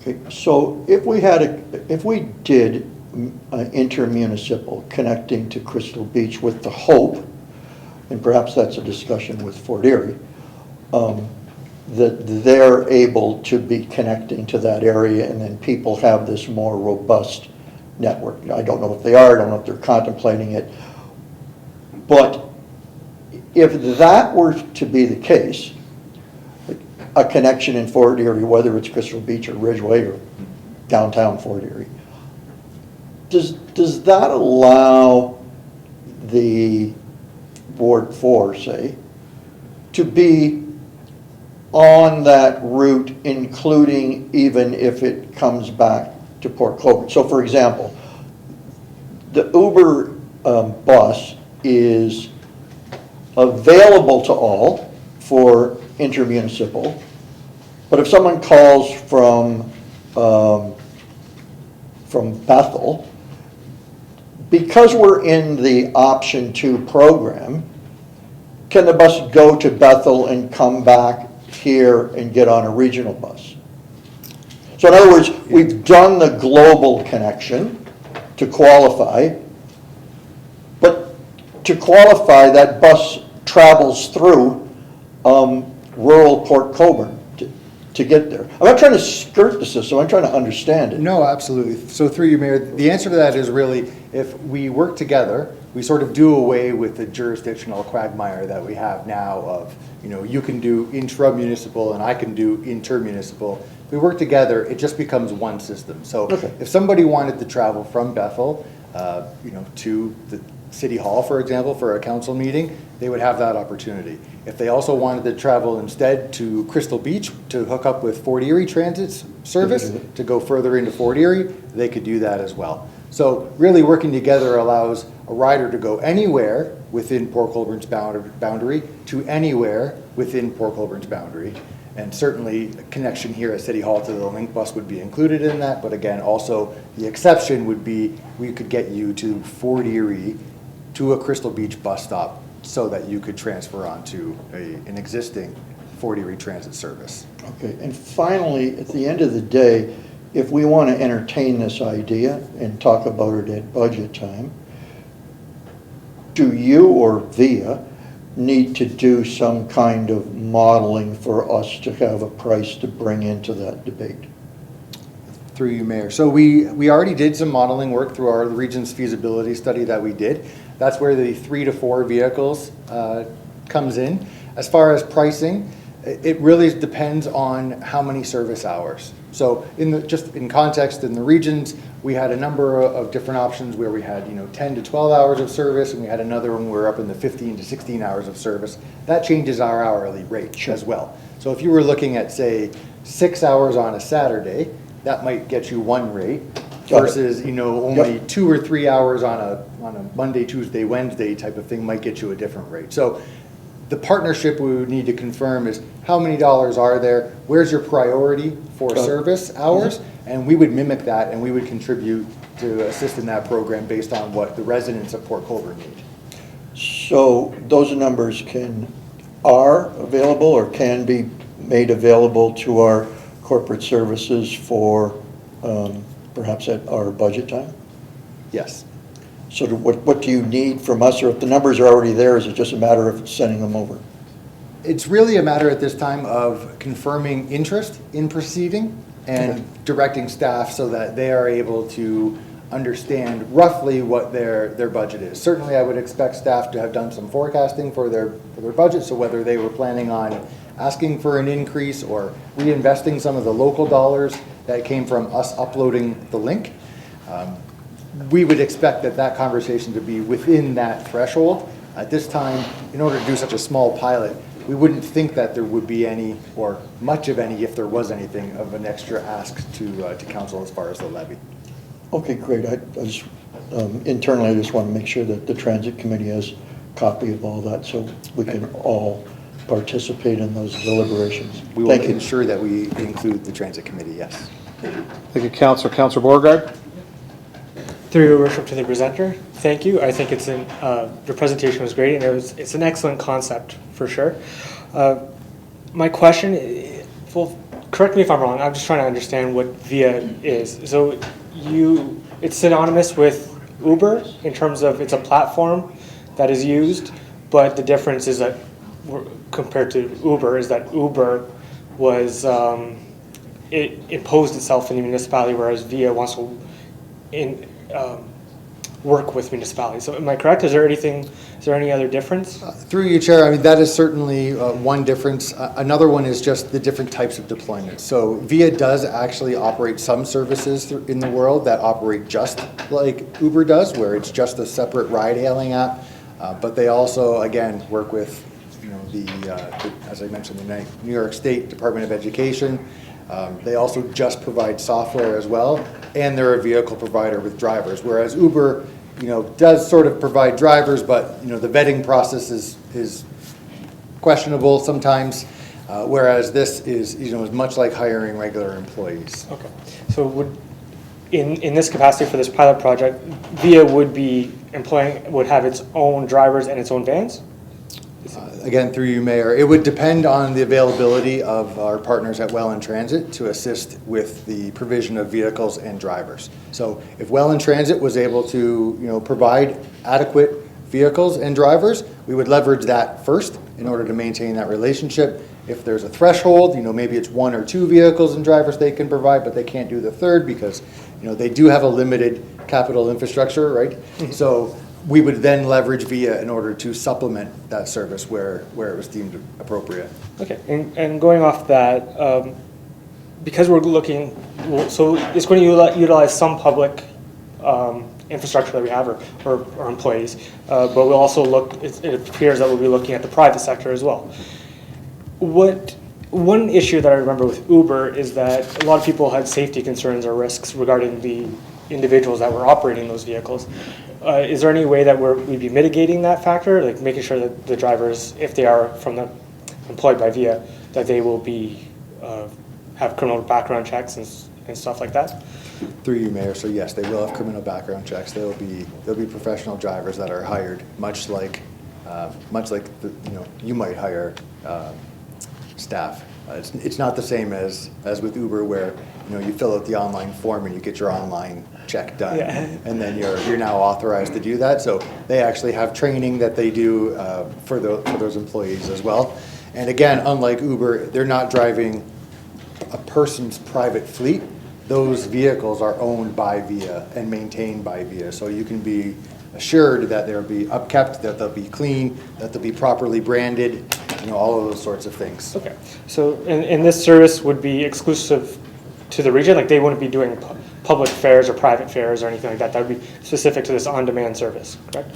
Through you, Mayor, 100% correct. They would be dedicated service. Okay, and my last question is just wait times. Is there any idea what those wait times might be for the residents? Through you, Chair, yes. So the way we modeled things is we set it at a 1 hour maximum wait time, and that had an average wait time of 20 to 30 minutes. And so if you think about the community bus as it operates now, it comes around any same position once every hour, but then you're indirectly routed as well. So at very least, it would be as fast at getting to you, but it would also take you on a much more direct route to where you're going, but it also provides coverage to the entirety of the municipality and not simply the urban core. All right, thank you. You're welcome. Okay, thank you, Councillor. Councillor Bader? Thank you, Mayor. Through you to Robert. Robert, if we were to go the route of the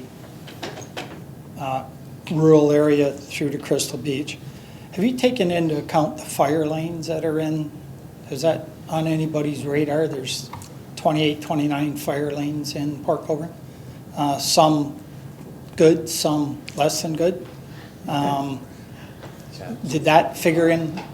Through you, Chair. So, it was certainly on our radar. I would say that the types of vehicles that typically operate this service, they're Mercedes Metris vans. So they're somewhere in the 8 to 10 passenger, which I know on the fire lanes can still be, a bit of a challenge in some of them. I think in those particular circumstances, it would be a little bit of trial and error. And I think that the wait times would probably be a little longer for those on that, it'd be closer to that 1 hour maximum, I think, if you're on a fire lane, just by the nature of, sometimes there only being one entrance and one exit to it. But also we would look at the corner to corner opportunities, and, maybe in nicer weather, you're expected to sort of walk out to the nicer area, but maybe not. And I think that's kind of what comes down to the service parameters, that once we get down there, we would have to make some hard decisions about how that service is going to operate. And maybe maybe it's very important that we go right to every house on those fire lanes just because of the nature of their topography. And maybe that means that their wait time is 1 hour and 15 minutes. That 1 hour isn't anything that's set in stone. That's just where we started from a modeling perspective based on the frequency of the Port Colborne community bus. Okay, Councillor, thank you. Any other questions? Good. Robert, thank you. Thank you very much. Good presentation. So with that, Council, Peter has had discussions. So we should get some direction out of us tonight to direct Peter to bring this forward into our budget proposal that he's putting together. So if I get a mover and a seconder for that, Councillor Demeray, Councillor Wells. Let Peter bring this forward with the two options into budget. Is that all we need, Madam Clerk? Is that fine? Okay. Any questions or additions to that? Peter? Yeah, he's already doing it. Just for clarification, it would be not just for ourselves, but for the public too, I think, is that if council is directing staff to pursue this as an option to bring forward to the budget process along with our current system that we do have, yes, and the possibility of, as you remember, the last council meeting, the Transit Advisory Committee brought forward a recommendation to council with regard to Saturday service provided by Welland Transit. So those options would all be on the table for council coming forward at budget time. Okay. Any questions to Peter on that?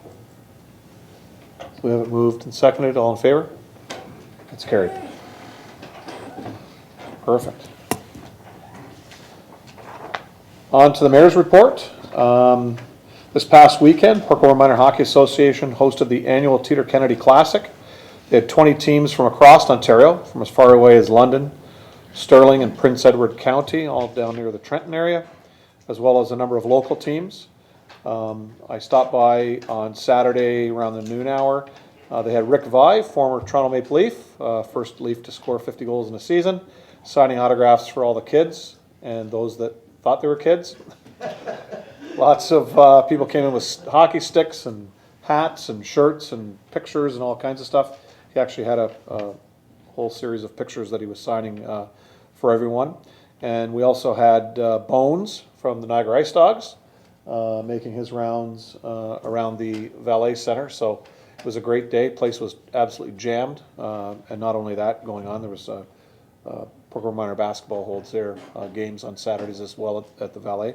So it was a very busy area. So I'd like to thank Port Colborne Minor Hockey for picking that tournament up, which previously was done with the Golden Puck Hockey group, but it was flailing, so they decided to give it up, and Port Colborne Minor Hockey took it over, and it's grown even more than last year to 20 teams this year. So it was good, and good competition. We have some upcoming Christmas events. Several events are happening as the City of Port Colborne steps into the Christmas season.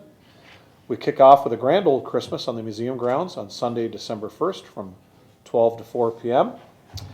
Come join the museum as they celebrate Christmas in black and white with hot chestnuts, apple cider, candle making, carriage rides, blacksmiths at work, and Christmas cards printed on the old printing press. This one's for Councillor Bruno. Enjoy Christmas pudding and tea at Arabella's Tea Room on Sunday and continuing for the entire following week. There was fun for the whole family at our museum. Thank you, Madam Curator. On Saturday, December 7th, our Santa Claus is coming to town, first on a tugboat in the afternoon on West Street, followed by our evening lighted parade. Enjoy over 60 floats decorated for the season. The parade starts at 6:30 p.m. at Port Colborne High School, travels down Steele Street through to Clarence, down Clarence to West, and then back up Charlotte Street, ending at front of City Hall. And the Guild Hall will be open, where Santa will be serving hot chocolate and talking to all the kids after the parade. So that's my mayor's report. Any questions with regards to that? Thank you. Councillor Butters, news from the region. Okay, thank you, Mayor Steele. Mayor and I have been rather busy at the region, actually. We had marathon meetings last Thursday that went from morning till night. Got lots of work done, but it was a very long session. We had really good workshops during the day that got us ready for the budget deliberations with the Committee of the Whole that night. These presentations provided us with context for how the agencies, boards, and commissions requests fit into that 2020 levy that's we're working on. So it was an update, and it really did provide us with that understanding of how that consolidated general levy budget kind of comes together. And they also gave us lots of time for questions, so anybody that was there at least had that opportunity to learn, and I was very grateful for that opportunity. So the levy budget includes all regional departments and those ABCs, which is the Niagara Regional Police Services, Niagara Regional Housing, Niagara Peninsula Conservation Authority, and the Court Services. It does exclude water and waste management. Those are done separately.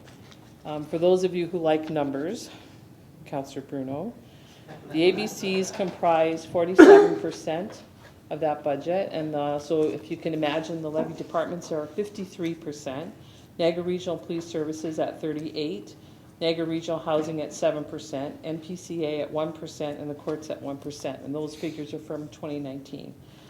Those numbers are also relatively consistent from 2016 to 2019. So interestingly enough, the courts side generates a net revenue for the levy, which I did not know that. And NRH did come in at a 2% guidance from council. So the next workshop, which I'm looking forward to, oddly enough, is November 28th, and we'll be dealing with water and wastewater that morning, and then another committee of the whole budget deliberation that night at 6:30. So if anybody has questions, I'd be glad to take them. Questions, guys? Seeing none? Thank you, Councillor. And yes, it is a busy time. It almost seems like every day we're back and forth between the region or our committees with regards to the MPCA, Police Services Board, and et cetera, so it is busy. But it's budget time, right? So, but everything is rolling in really well, and this is our second budget for this council, so it's a little easier the second time, especially with the regional budget, how big it is. So, good. Thank you, Councillor.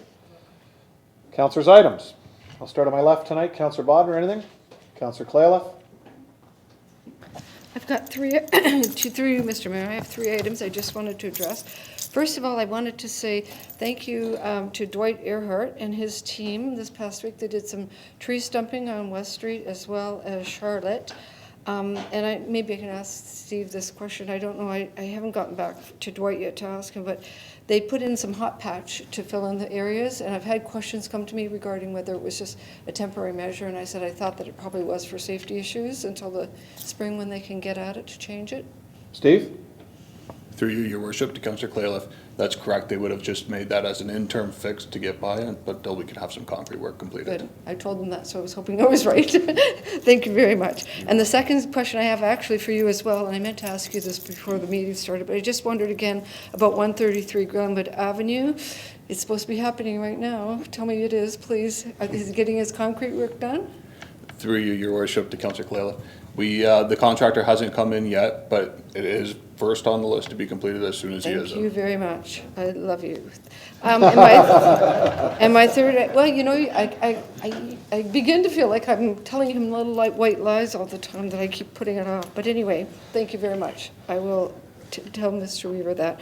And third but not least, I just wanted to ask you, this week, so we had some letters come out to all the businesses downtown, and they came out from bylaw regarding snow shoveling. And, you know, I totally understand, and I'm sure they went out maybe downtown to your area as well, Councillor Danch. They were regarding the snow removal compliancy and everything that goes on regarding that. And I know, you know, they have to be strongly worded, they have to be followed, all of these things, but, you know, I feel kind of badly because for the most part, we have excellent citizen business people in town that take wonderful care of the sidewalks. We do have some absentee landlords that aren't around, that don't do the work that they need to be doing, and I wish that we could address them directly. I think it upsets some of our business people that do take good care of their sidewalks and to do all the things that they need to do. I don't know how we can manage that, but I know we actually own those sidewalks right up to their businesses for the most part, and yet we're saying to them, you know, do this, this, or this, you're going to be fined. While they understand it in principle, I guess it's just how we say those things or who we talk to. And in the same instance, I know with that first snowfall that we had, you know, you have the snow plows coming through and the piles, and it gets difficult for people even to get off the roads onto the sidewalks, let alone everything else going on. So, like I said, I don't know if there's a way that we can get through to some of these landlords that aren't around that really need to be talked to, because I know that we have businesses in my area where one business will actually take care of other businesses to help them out because their landlords are absent and they're not doing the things they need to be doing. So maybe some way those notices could go to the people that actually are responsible. Dan, through bylaws, can you have an answer with regards to how we handle those that don't shovel their walks in the timelines? Through Mr. Mayor to council, what we do annually, we put everyone on notice of what our bylaw says regarding snow removal on sidewalks. That's what the bylaw is in place. You need to maintain your sidewalk, make it free and clear. And if you don't, then we have to deal with enforcement, unfortunately. And you're right, there are some property owners that have no respect for it, but we have to deal with the property owners that are adjacent to the property. So unfortunately, that's why we send a notice, kind of so we're not picking on one business owner over the other. But if someone does not clean up the property, then we'll deal directly with the property owner if we have the complaint on that in front of their business. So then we would be dealing directly with that property owner. So through you, Mr. Mayor, to Dan, so in the case of a landlord that's not doing what he should be doing, because some of these landlords don't even live in the area, some of them I know are from Toronto and different areas. So would it be the actual renter of the business, if they are saying and they're telling you that if it's not being done by them, do they have to put a complaint in, I guess is what I'm asking.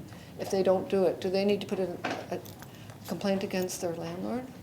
Dan? Through Mr. Mayor to Councillor Clayliff, we deal with the property owner. With the actual... We don't deal with the tenants, unfortunately. We deal with the property owner because if there's any enforcement action, we only go after the actual property owner. So if there's a complaint, we then deal with the property owner. Thank you. For compliance. Okay. Councillor Danch? Hard to believe this is going to be short and sweet. From a roads perspective, we got A&W and Harvey's going in there. We've had the access put in to go into the parking lot. Seems to be a bit of a no asphalt there. We got in front of the Swiss Chalet, we have asphalt and we have a stone section, and we're starting with asphalt again. You know people are going to drive to the right. Are we going to get that thing paved all the way through? Can you maybe look into that? I'm sure it's a region thing, but it just seems kind of weird not to have the pavement going all the way through there. Region Okay. Through you, your worship, to Councillor Danch, there is going to be a right turn lane into there, so it is through the region, but I'll double check and just make sure, and I can circulate the plan as well to ensure that there will be a hard surface in that area. Yes, okay. I drove by on Sunday there, and it seems kind of unusual. And then just a shout out to our electrician in Port Colborne, Greg Hubbard. We've had a clock on Main Street at the Visitor Center. Hasn't had a light on it for quite some time. We knew the light option was in it. Couldn't seem to get it working. Greg spent some time, put a new photocell in it, and perhaps I was out there with my morning walk, and it's 6:45, and lo and behold, I can tell what time it is, and I just know how much fun I'm having. So I want to just thank Greg on that one. That's all I have. Good stuff. Councillor Beauregard? Through your worship to staff, while we're on the topic of snow removal on sidewalks, to Steve in particular, we had discussions before, if you recall, of a pilot project potentially of having the city take responsibility of doing some snow removal sidewalks between you, Chris, and I. So I'm just wondering if that will come before us in budget time potentially. Through your worship to Councillor Beauregard, we can definitely bring that forward to council. We can come through with a couple options. There could be one that has primary routes and then another that has covers more of the city, just for different pricing alternatives for council. So we can include that, yes. Okay, Councillor. Thank you. Councillor Bruno? Thank you, Worship. Just to Councillor Califf's point, I'm just wondering if one of the solutions, and I don't think we want to make this too overbearing, but we do have a corporate communications office and someone who is skilled at speak to the public, and I'm just wondering if, perhaps through you to the acting CEO, if that's something that could be brought up at your directors' meetings in terms of, I got to thinking that she's on an exercise about branding, and she's on an exercise about, every city's employees, closure on their email isn't 10 different things and isn't 10 different logos and 10 different phone numbers and all of that. So I'm just wondering if that could bring some order for those things that are mass send-outs or relatively mass send-outs, that we look to Michelle to review those and just get in sync with how perhaps the best phraseology could be used. So just on that, just a thought. Just on that, Peter, anything to add? Is that fine? Yeah. Okay, thank you. Thank you, Mr. Mayor. Just a couple things through you to the mayor.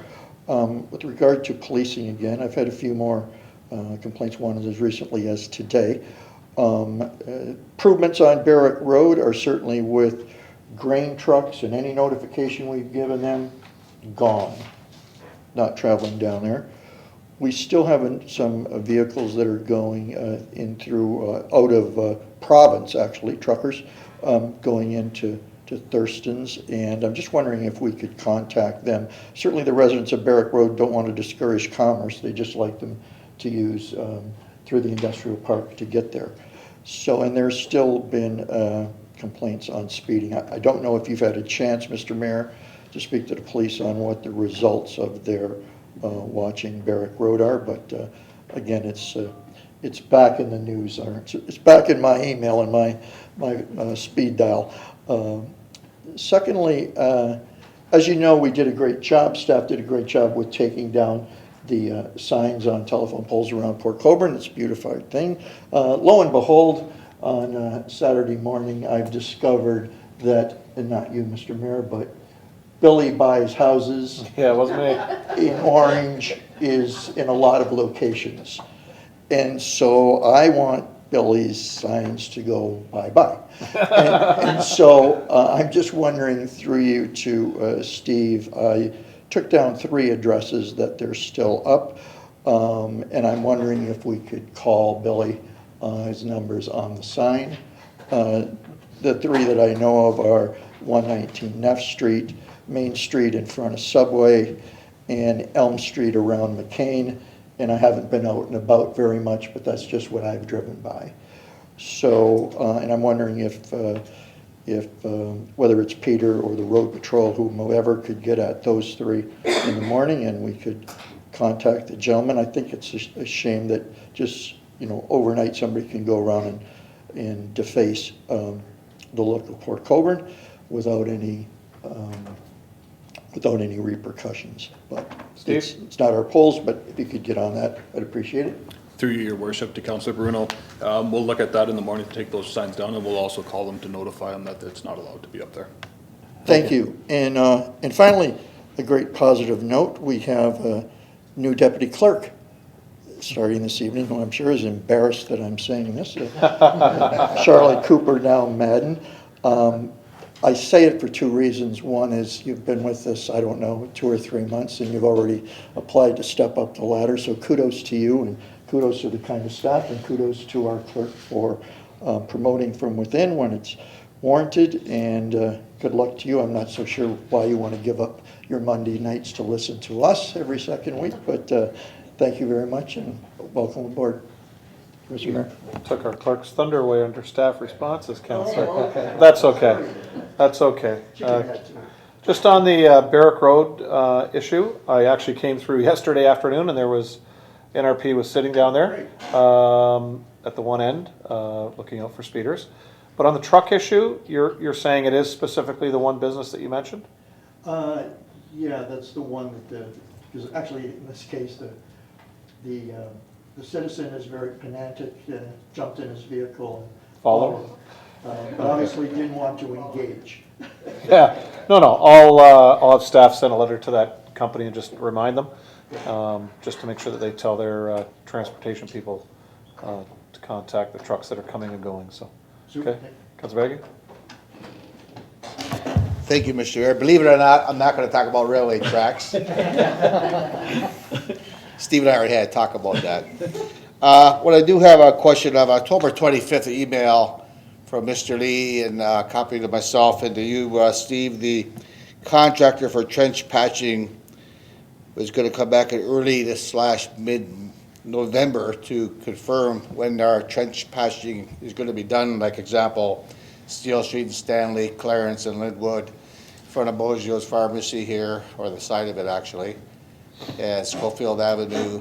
I'm getting phone calls. I had one today from a citizen and pretty upset. He relays messages from seniors to me, and I haven't called them back yet because I'm waiting to hear your answer to that one, so. Steve? Through your worship to Councilor Bagu. I'll find out exactly what date they're gonna be in, and then I'll let you know for sure tomorrow morning. Right now, they are expected to come in. It's within the next week or two, but I can narrow that date down for you. I'm happy within a week or two, Mr. Mayor, so. We sent enough emails to each other, so. Perfect, thank you, Councilor. Thank you, Mr. Mayor. Councilor Demeray? Thank you, Mr. Mayor. If I could get you to pass those along. There's one for everyone there. I have a few items this evening. The first thing I'd like to do is remind everyone that this Wednesday at the library at 6:30 is the next Let's Talk series evening. And this time the discussion will be around mental health and addictions. So for the many people out there that have got concerns in that area, and we see it all the time on social media, please do come out. I'm sure that there's a lot you can learn, and certainly you can find out about the resources that are out in the community to be able to assist in those situations. So that's 6:30 at the library this Wednesday. My next item is with regards to the Lighthouse at Lockgate Park. If, Steve, possibly you could give us an update on where we're at with that. I've had a member of the public reach out to ask again. So. Through you, your worship, to Councilor Desmarais. We did an inspection on the lighthouse. It is in good shape, but the siding around it, we're gonna propose to actually redo that in the 2020 budget, along with some other minor repairs that are needed. But for the time being, we'll do some interim repairs just to make it safe for the time being.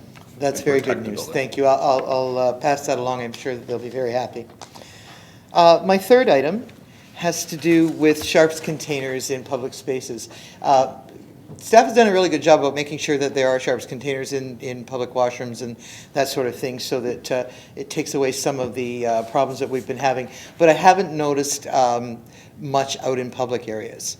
So people they use needles for a variety of reasons. Obviously, there's medical conditions such as diabetes, cancer, arthritis.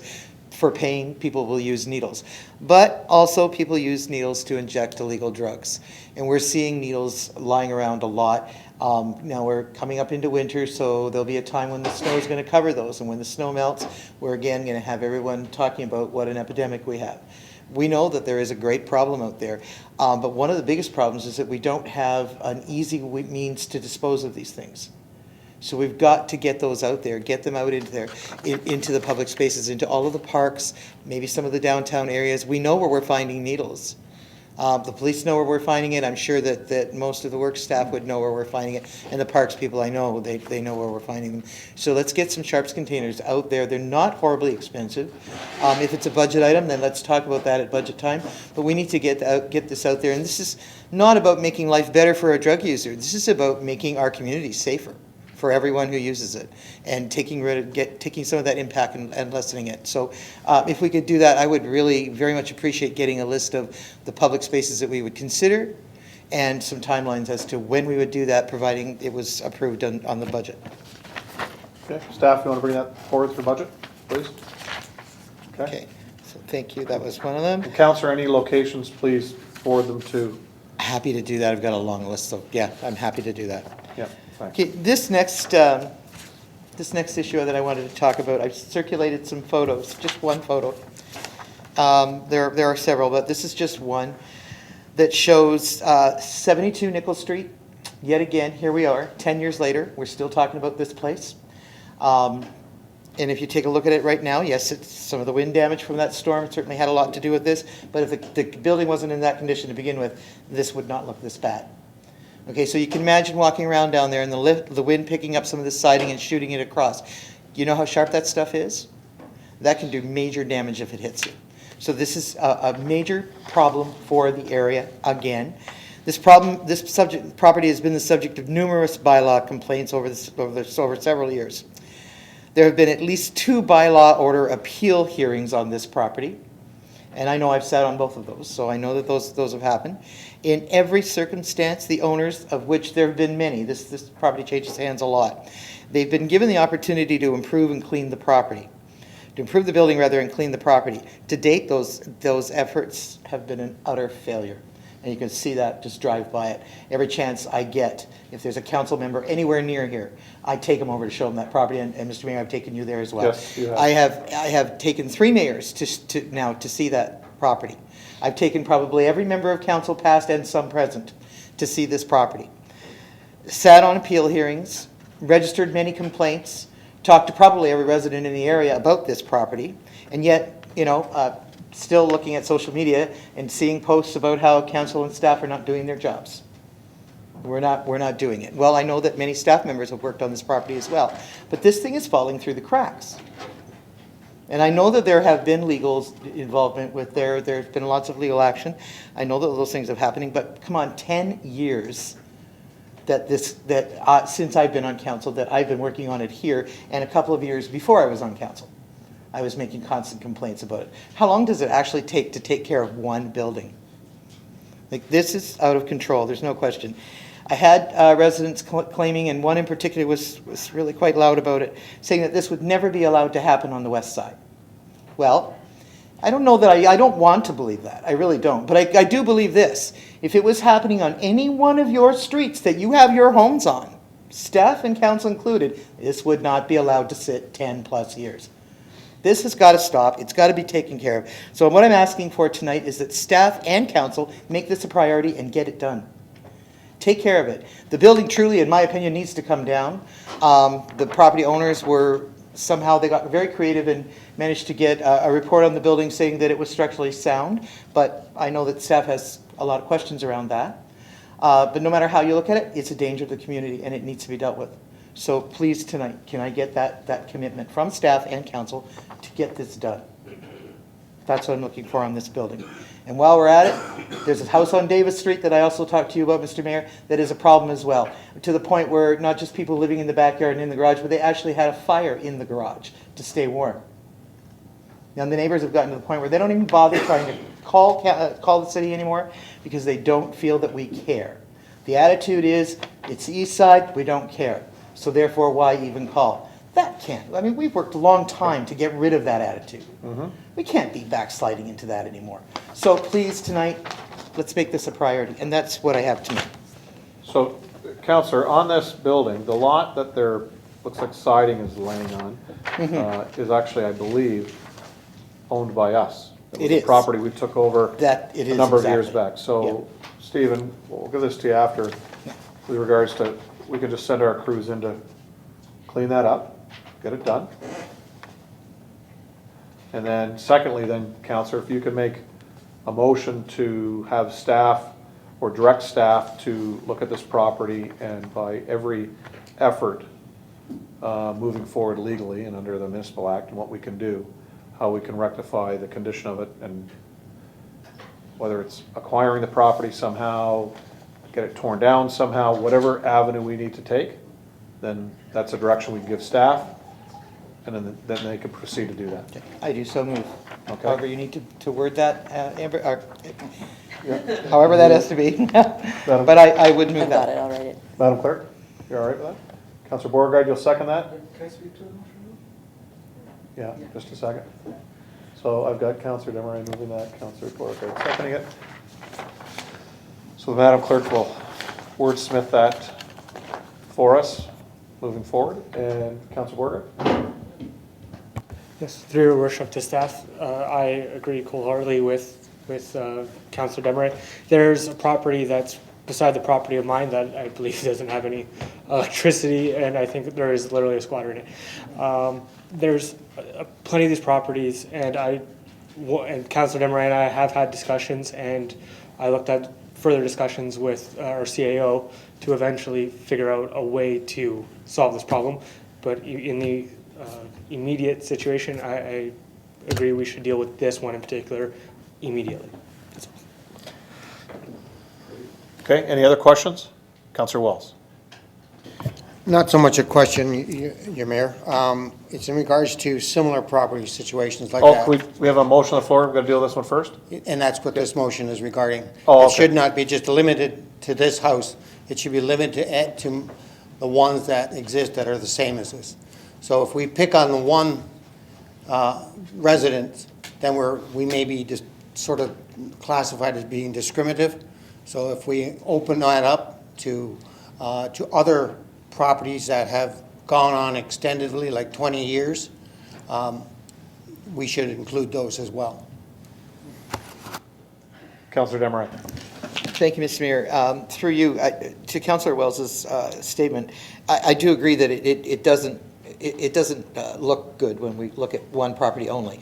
But because of the varying degrees of problems out there with properties and the ability to quickly identify them, it's probably better to go on a property-by-property basis. And maybe if we have to, every council meeting, hear another motion like this, then that's what we might have to do. But in order to get them, because if we wait and try to gather all that information, this property sits undone. We need to get it going and get it going now, deal with it, get it off the books, and keep going on other ones. There are a lot of problems out there, there's no question. And, you know, that's just, we can only deal with one at a time, and to do it right, I would think. We should be dealing with them all, yes, but I just think it's wise to move forward this way and entertain another motion every time we have a property. Yeah. Councillor, if we could deal this tonight, I have no issue with dealing with this one property, but moving forward, Yes. we as a council can direct staff to be proactive. There. You don't need to give them The list. every list. I mean, you can call them with that, but you don't need to come here to give it to them. You can give it to them. But that staff in our bylaws section is very proactive on these type of properties, that they just go out and do it. Without us having to come forward every meeting, they go, you know, if somebody calls you or it's called in, they go out and they deal with these. For that one. Pardon me? There are some that are on it that do go out for this one. Okay? Oh, yeah, that's a separate. Yeah, I mean, they'll deal with that, like staff will deal with those that are already on the books that they're dealing with, whether it's through the bylaws, but I mean, you know, they have rules and regulations through the province that they have to deal with, and through our bylaws that they have to deal with, so let them deal through the proper channels. So should we do two motions? One having to deal with this one, because I really want this done and out. I want this focused on and get done. But we should have that other motion, as Councillor Wells is saying, to proactively deal with these properties as we create a list and get them out there and dealt with, because I mean, we know that there are several. Yep, you can do that. Let's deal with this one first. Okay, let's deal with this one first, and maybe Councillor Wells would like to make the other motion. You want to do that? Okay. Well, he would- yeah. So, on the motion that's on the floor, Yes. Councillor Bruno, question?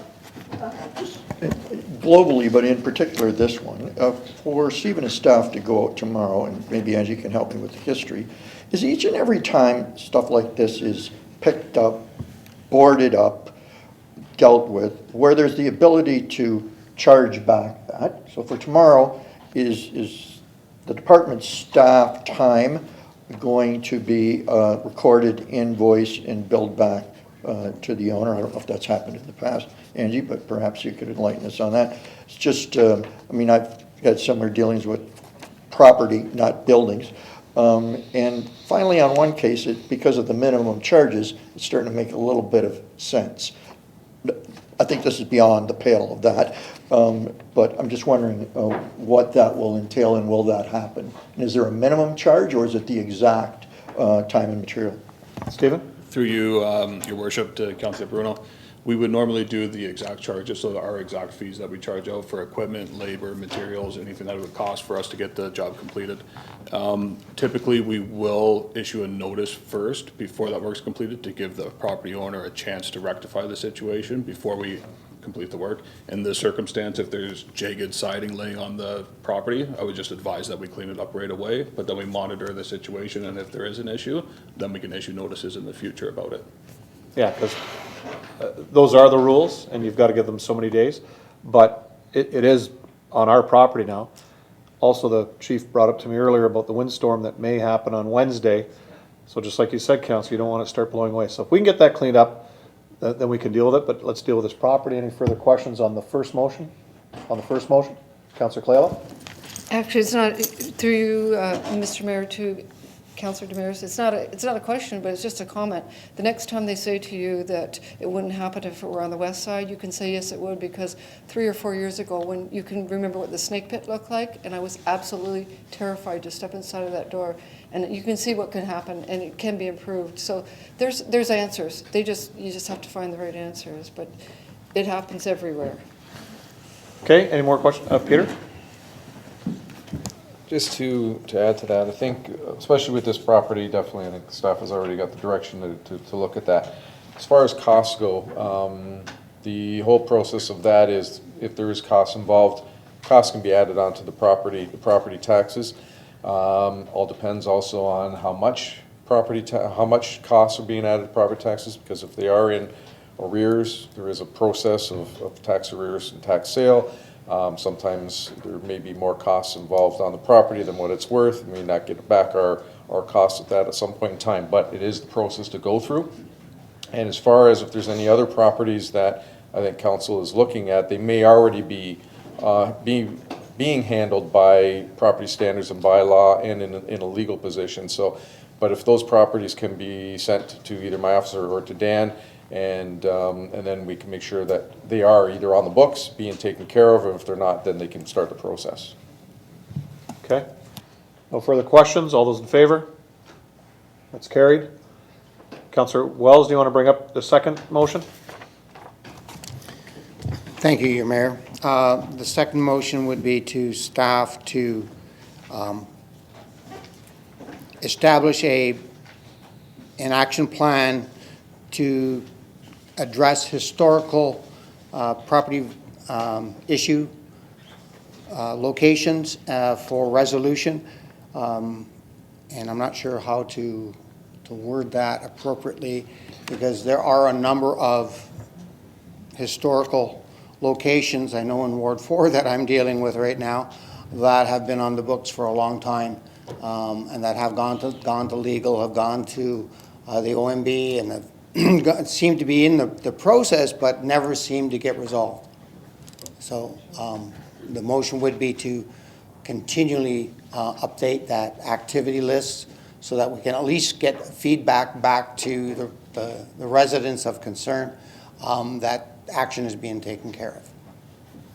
Yeah, so if you could add to that we want staff to be very proactive in this, and that our direction is for them not to wait for phone calls, is actually to go out, and as you said, put an action plan together. You know, if it's 2 days a week or 3 days a week, that's what they spend going out, you know, street by street kind of scenario, that they're being very proactive. So they're going to still get their calls from whether it's constituents or from council, but that they are very proactive.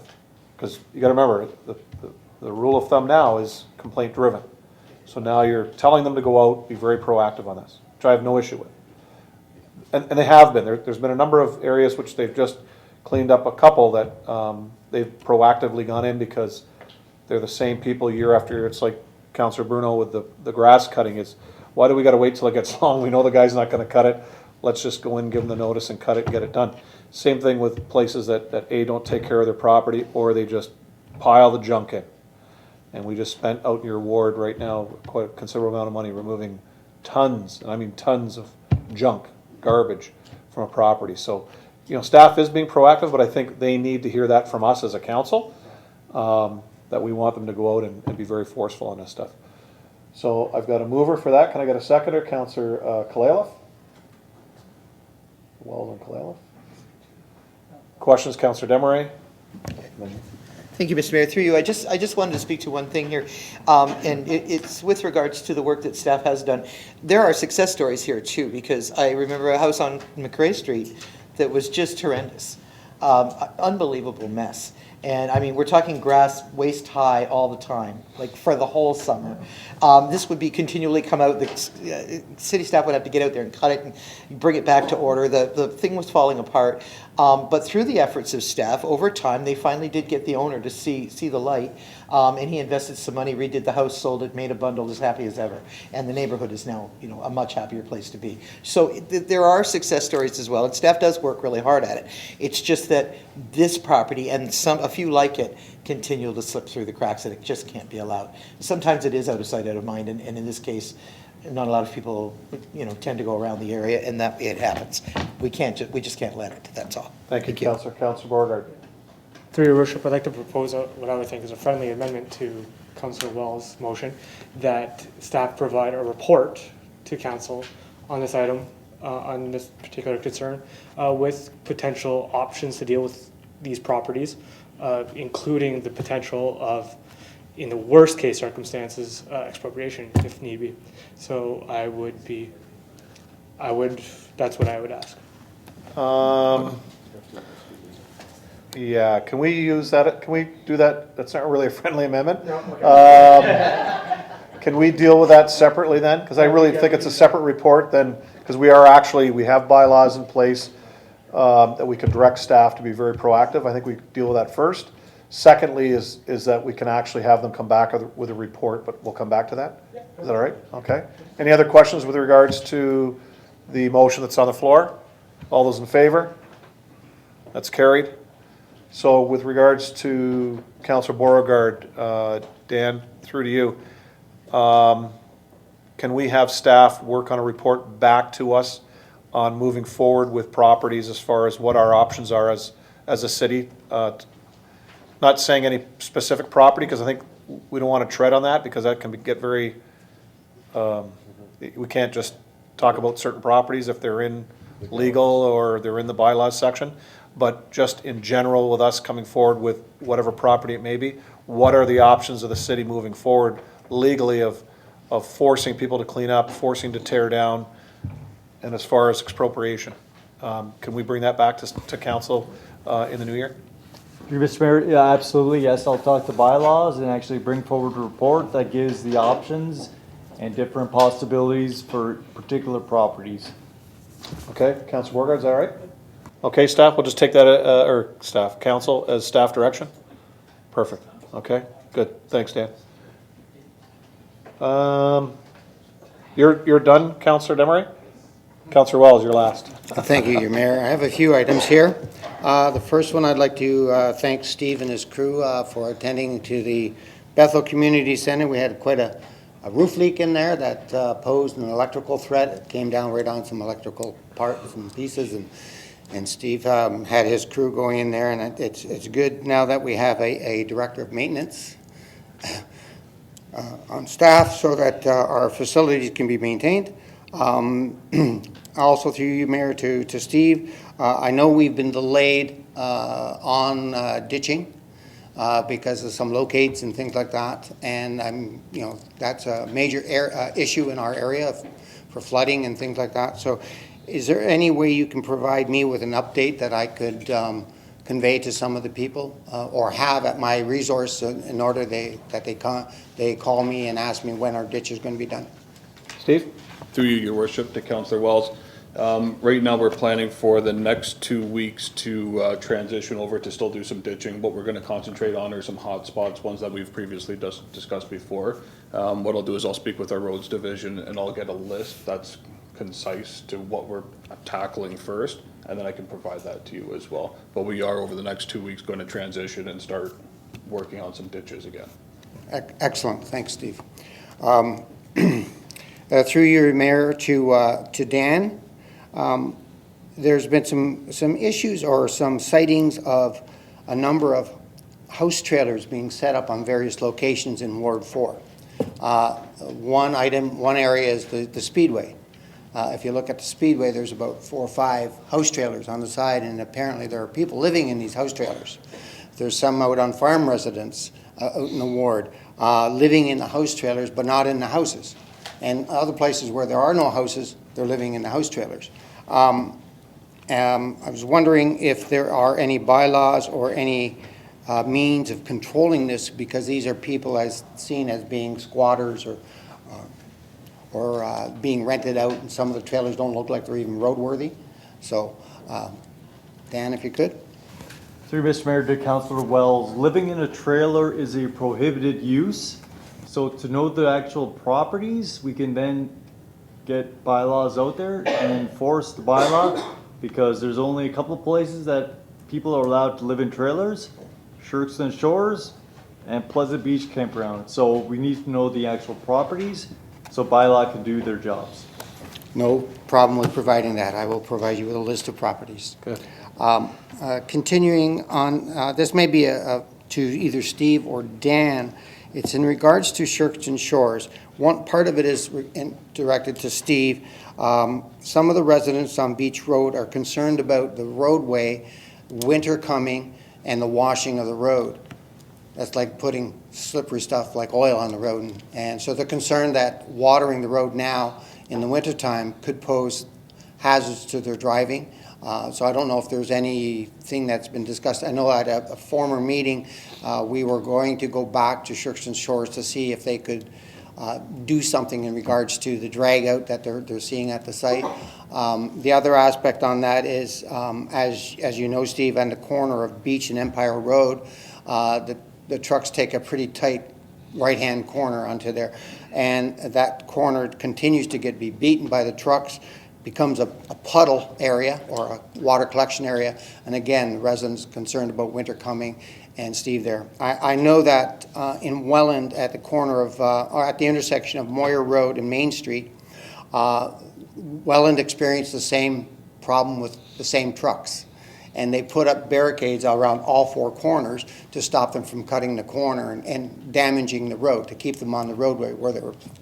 So I don't know if that could be used as an exercise at Empire Road and Beach or not. So that was one of the questions. I don't know if we have anything that we're going to do in regards to being proactive on that with the winter weather coming. Steve? Through you, Your Worship, to Councillor Wells, we actually had a conversation with the contractor this morning due to a complaint that came in over the weekend.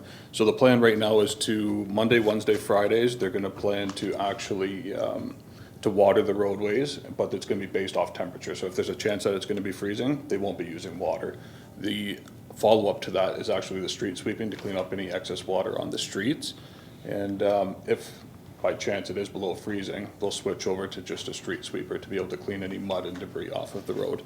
The corner of Beach and Empire, we discussed that as well, and right now it was extended to accommodate the truck traffic, so that'll be repaired after the fact. And they'll also look at actually cleaning out the one edge to make sure that all the excess water bleeds off into the ditch.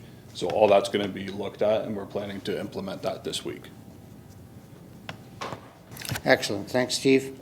One last thing of notice. Ward 4, Ron and I are hosting a meeting, a public meeting for the ward on December 3rd at the Bethel Community Center between 6 and 8 o'clock. So if there's anybody interested in coming out, and we'll be there to entertain the questions from the local residents.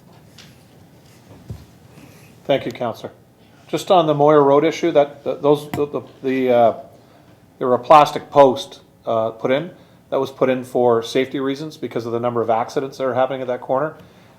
Cars are turning left and guys are speeding by, and the people that are coming their way are turning left to go up the Miller Road side, and they were having a lot of accidents there. So that was the first reason that was brought forward by the two Welland regional councillors. They've actually removed those now because of the winter for snow plowing. So the region is actually going to be rebuilding that whole intersection for safety reasons. So that'll be coming. I'm not sure when, councillors, you've heard. And I'm not sure if it's in the 2020 budget or engineering is 2020. They'll rebuild it 2021. But I said it was a perfect spot for a roundabout. Well, it is a perfect spot for a roundabout, but regional staff's going to be bringing that forward. So, but thank you, and thank you, Steve. No other questions? Oh, Councillor Bodner, second round. First Region, time, you only get once, you know. First time for me. I haven't spoken yet. So. You started the night. You wouldn't let me speak. So. Just wanted to pick up on what Harry was saying about the Ward 4 meeting. And this is a general meeting on Ward 4. It isn't a Corey meeting, or else Harry couldn't be there. And so anyways, you know, it's just a general meeting on Ward 4 issues. Is the region come with water? Or this is an important other part of it that we're starting after a meeting at the region. I'll let Harry fill in the blanks on that one. But Councillor? Thanks, Ron.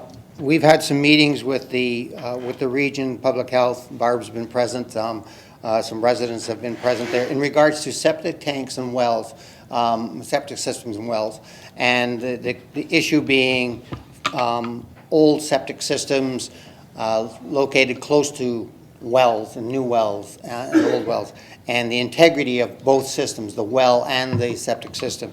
And we've gotten a good response from the region, and we're looking at moving forward with possibly even setting different monitoring programs up for these areas, different ways of addressing old and antiquated systems through a monitoring system. And they've offered to come to any of our public meetings, and the one that we're going to have, they're going to be there in order to help educate rural residents in regards to safe drinking water, in regards to safe and operational use of septic systems. So they will be there in force with sample bottles and prepared to take samples and address concerns and questions. Perfect. Okay, Councillor, is that good? All right. Staff? Fire Chief? Your Worship, thank you. We've got a few things here. A couple of them will be pretty quick. Just a reminder, everybody, it's that holiday season. Make sure your alarms are working properly in your home. If you need any assistance, please contact us. We'll come and assist you with them, with proper installation and maintaining them. The burning bylaw that I'd hoped to get here tonight was not available. Our lawyer has been dealing with some liability issues with regards to the bylaw. We're meeting on the 5th of December with our lawyer, and the report will be here in January. The report is written other than the input from the lawyer. I just want to mention, as the mayor made quick mention of it, there's another wind warning for this coming Wednesday. Tuesday, Wednesday, thereabouts, they're talking in excess of over 100 kilometers an hour from time to time, just to put everybody, make them aware of the situation. And I have spoken to Steve earlier tonight, and we're certainly going to, or he's going to make sure that we have tree people readily available if at all possible. We did review the last incident. We spent 3 hours here last Tuesday discussing the incident of the October 31st, 1st and 2nd of November. We had all the players that were involved in that particular incident, including Niagara Regional Police, the Region of Niagara, the mayor, myself, Councillor Bagdu, and a number of city staff were present. We spoke about the incident, what we found, what happened, what occurred, the sequence of events that occurred. I thought it was a worthwhile venture, and I think everybody in that room felt it was, and it certainly was a learning opportunity for everybody that was there. So I want to thank everybody for their attendance. I would make mention of one thing that came out of that, and prior to it was mentioned at the last council meeting by Councillor Baggu with regards to live wires. Because we have another incident, and at any time there's a wire on the ground, do not go near the wire. It could be electrified, you could get electrocuted, and that includes our member of council that was helpful or trying to be helpful. You can get electrocuted by wires in the ground, so keep your distance if you see them. We're talking about coming up with some mechanisms to better secure roadways to keep people from being nosy. There's good and bad with that, because some people are captured within the boundaries and they try to get out. That in itself is another problem, so staff will be following that up in the future. And I would just like to take a second, if I could, to talk about the Davis Street incident that was mentioned by Councillor Demers.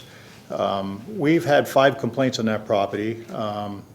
We've been there 4 occasions. The deputy and I attended there a week ago Saturday in the afternoon and met with the homeowner. There's a number of tents on the property, and all of this has been referred to bylaws. You need to understand that, if I could just take a second, Your Worship, just to explain to people, if people's lives are at risk, the fire department can deal with it immediately, under immediate threat to life. We can deal with it instantly, and we've done that in the past. I will forewarn you that there's usually cost involved. And Peter alluded to the fact that we can capture that money back in most cases, but not always. In this particular case, we removed the extension cords. There was a fire in the garage that we were never called for whatever the reason. We've had the police there with us. They went through the tents to make sure that anybody in the tent was at least conscious, shall I say. I'm going to be as nice as I can. We went into the house, we inspected the home, we made sure there was smoke and carbon monoxide alarms in the home. Quite frankly, the lady was very cooperative with us. I got to give her credit, she was very cooperative, but that doesn't take away from the fact that we have property issues there. I can go back to probably 5 years ago, maybe 6 years ago now. Myself, our duty crew, and at least 2 members of council worked on that property, cleaned that property up from front to back. We took truckloads to the dump. My pickup truck and other trucks took those, and we cleaned that property up. I got to say, it's in a little bit less advertising than it was, but they've got decent homes on both sides, and the people are upset about what's going on. We received another complaint today. My deputy and I met about it this afternoon, but quite frankly, our hands are tied because what we're seeing, we're dealing with. There's a reoccurrence, but we can't really charge somebody for having an extension cord that's coming out the back door of their house. So our hands are tied, but we're dealing with it on a regular basis. But I got to agree with what was said here earlier tonight by several members of council. We got some issues, and I honestly believe, and I'm so sorry to have to say this, we need to speed the processes up because it's very discouraging for us because we're the guys that catch it. And in the meantime, the process goes on and on and on, and it's very troublesome to us. I don't know how to say it any clearer than that. Thank you. Thank you. Steve? Through you, your worship. I just wanted to update council to the fact that Trillium will be meeting with their contractor tomorrow to review the Sugarloaf and Elm Street rail.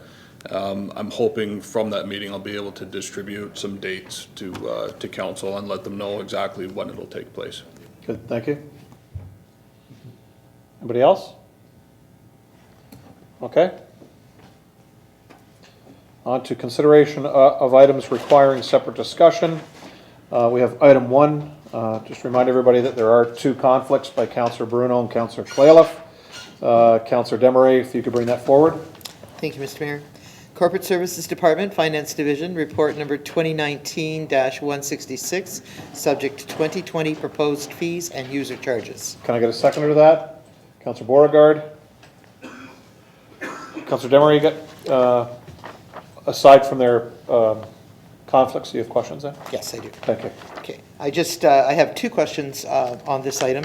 First, having to do with Schedule I, and that is the fees, the actual fee schedule for the fields, public fields, playing fields and public courts. I just have a question whether pickup games will still be able to happen free of charge, last minute sort of thing. If there's an open spot, they run in and they'll still be able to do that. Is that still going to happen free of charge? Staff? Through your worship to Councillor Desmarais, yes, that can continue to happen. Good, there'll be some happy people in town to hear that. Okay, and the other question was around Schedule K, and this is about the occupancy rate for the various rooms at Roselawn and for the whole center for that matter. Someone approached me and talked to me about some of the facilities, in particular the sunroom, being priced out of the market. They felt that was not a reasonable price to ask for, to meet in a room that certainly doesn't meet the standards of most meeting rooms now. So, and it got me to wondering if some of the fees that we're charging at Roselawn are actually limiting the use of the building, or just what is happening there. What is the occupancy rate? How does it compare to other buildings? Are we looking at something that is it robust, or do we need to make some changes? Because I noticed that we're not going down in the fees, and it doesn't look like we're being creative in how they're going together. So I'm just wondered that question. Staff? Thank you. Through you, Mr. Mayor. As council is aware, staff is going to be bringing forward the city's first Parks and Recreation Master Plan before the end of this year. Through the Parks and Rec Master Plan, there's going to be a recommendation for a business plan to be done for Roselawn. I believe the city's economic development officer has also talked about the need for a business plan to happen at Roselawn. And in light of the number of different initiatives going on behind the scenes, staff did not take an opportunity at this point in time to substantially change the rates for Roselawn, because we are anticipating, as part of that business plan, the rates and fees will also be reviewed. Okay, thank you. So we might be looking at great change, but we'll find that out later. Can you give me an idea as to exactly when we're going to see a draft of that report? A draft of the Parks and Rec Master Plan is going to be sent out to council this week, actually. It's going to be on the agenda for December 9th council meeting, and we'll be working with Amber to make sure that we get the presentation and everything properly lined up for that meeting. Excellent, thank you. That's all I have. Good, thank you. Any other questions? Councillor? Yes, you do. Okay. Just looking at some of your rates and stuff like that, and kind of work in the retail world, where do you come up with 354, 442, 48.96? We don't have pennies anymore. And I just wondered how you come up with these odd numbered amounts. I mean, it should be 355, like, makes no sense to me. Staff? Thank you, Mr. Mayor, and through you, and the acting CAO/treasurer could correct me if I'm wrong, but I think that's a product of inflation being applied to the established rates and fees. So that's why you're seeing some of those numbers that are a little bit odd. And then round up or round down. and then I think after applying taxes in some cases, those numbers end up rounding out in the end. Again, I could be corrected though by the treasurer. Peter? It's through you, Mr. Mayor, to Councillor Dench. Yes, if there's taxes to be applied, then the fee that you would be seeing would be a rounded number, and then when the taxes are, if there are taxes applied to it, it would round to the closest 5 cents type of thing.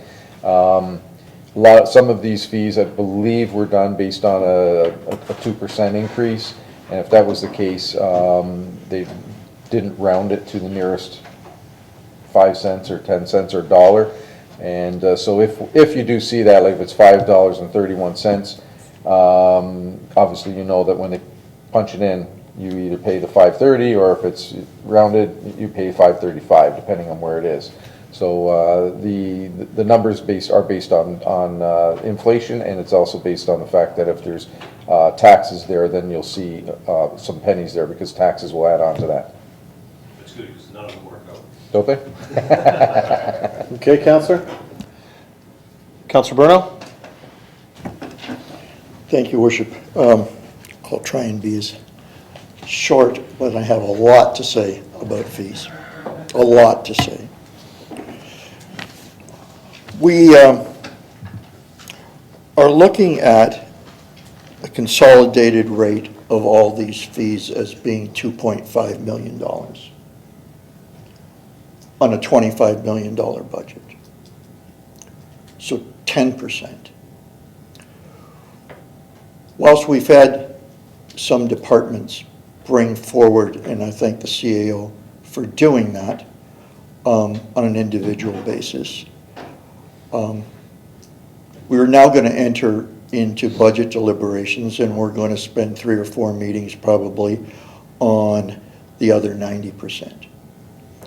And my concern is about this 10% and the amount of time that we're giving it. So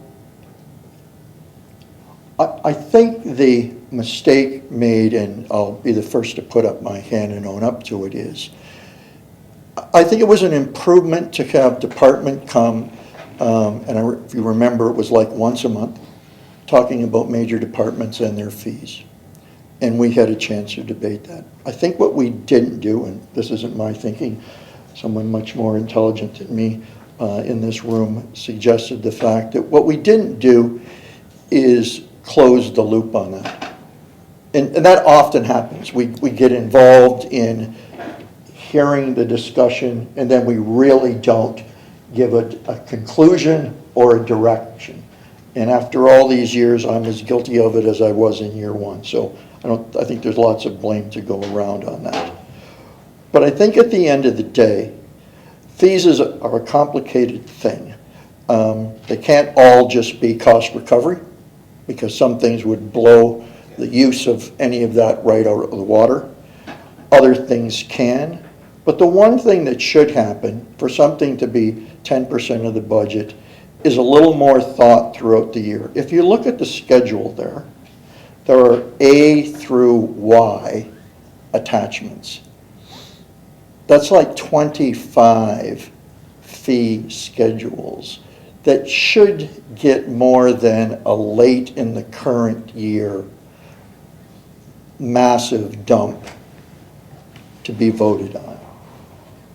And so what I would propose is not to get into the minutia tonight of all those fees, but that we look in 220 for fees to come back, much like we did, where we could have them spread out over, say, a September and October, 2 or 3 a night.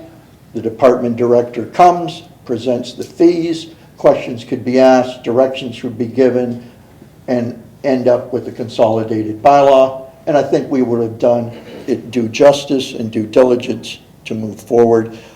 I think that we also need to systematize how they're presented. I mean, some didn't have the 219 fees, and we're talking 220. Some have 2 years out. But if you look at that, I'm sad to say that a lot of them were just either we're going to add $10 a year. Some of them were we're going to put 221 the same as 220, and we're going to go up in 223. There needs to be more thought put into something of this relevance. And I might add that I can give you examples where, you know, a lot of staff's work in these fees are on items that are labor intense. And the hidden thing about fees is that if you don't, where you can, pick up on cost recovery, what you're really doing is passing the fees and deferring the real cost to the budget. Because at the end of the day, if things that can receive cost recovery are going up 2%, and I turned to the CAO earlier tonight, just between benefits and wage increase, you're at 3%. So really, if in mass you pass and look at these things as just this great conglomeration and let's get through it, what you're really saying is if somebody is in a labor-intensive department, they put their rates up 2%, really we need another percent to do what we always did. In other words, what we've done quietly is increase the subsidy on those fees. We just now call it taxes, and we deal with it in this big pot, and it gets away from us. And you do that for 8 or 10 years, and you got a real problem. And so really what I just want to say tonight is we need to get through this, but I think at the end of the day, we need to establish a format, a schedule, come back with this, and I think there are some departments where it needs a different approach, and I am going to speak to that on the marina. Early in the term, I mentioned that, you know, this is an entity that has market forces. It's not about relaying the same services, and I think that it's such a gem that it needs to be treated in a business-like manner, but also with regard to the market and residents. But at the end of the day, it needs some attention. There's big dollars facing us there on dock replacement, and everything else in the corporation. We've looked at PSAP, sustainability, cost of replacement. For the life of me, you don't have to look very deep into those rates to see really after 10 years, or I don't want to see ourselves setting up future councils and future taxpayers in the sustainability of those docks being dealt with at the time they're worn out. So in other words, it can't just be we're going at inflation. Somebody's got to look at what's the sustainability quotient on how long a dock lasts. How do we put that in if it's 10 or 15 years as part of the base rate, and operate this in a business-like manner? It is a unique entity unlike the others, and I think that it will grow not just by being the cheapest and most moderate, but by having investment, beautification, all kinds of things that we're at the tip of the iceberg at something nobody else around has. And I just want to ask that this council supports that kind of review, possibly by a third party. But my only question tonight is, well, I will ask the director or assistant with respect to, on the marina, has there been any look since that first early meeting with looking at the marina in a more global, sustainable fashion and market conditions. Thank you. Ashley? Thank you. Through you, Mr. Mayor. There has been certainly considerable thought and review that has been taking place at the staff level. I can say confidently that you'll be seeing a budget request come forward for the 2020 budget deliberations that will be asking for some funding in order to commission a business plan as well for the marina. And that's again when we are anticipating a more fulsome review of all of the rates and fees, and also look again at that what you're calling the market conditions. Okay, Councillor, thank you. I would suggest, though, Councillor, that we don't do this in September and October, that we start in the spring. Only because with the 25 charts here, I mean, some can be done fairly quickly, but others, you know, you might delve into them more. So moving forward, once we get out a budget, we'll be asking you to bring that forward so that we can piece by piece. Any other questions on the item 1? Seeing none, now I'm going to take 2 votes here because we do have a conflict with the marina rates. So we'll vote on the marina rates first, and then we'll vote on the balance. Okay?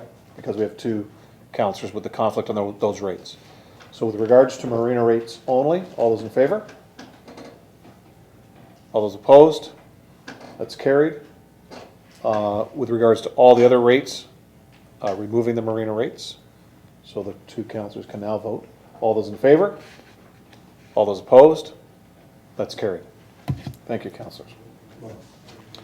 Item number 2, Councillor Bagu. Thank you, Mr. Mayor. Fire and Emergency Service Department Report 2019-178, subject replacement of self-contained breathing apparatus. I got a seconder to that, please? Councillor Beauregard, Councillor Bagu. Just getting my right page.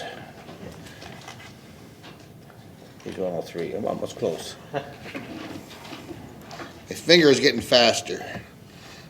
Basically, just a money question here. For the chief, the council received a report in 2017, October 10th, 2017, and the price, the projected price of the replacement is $435,000.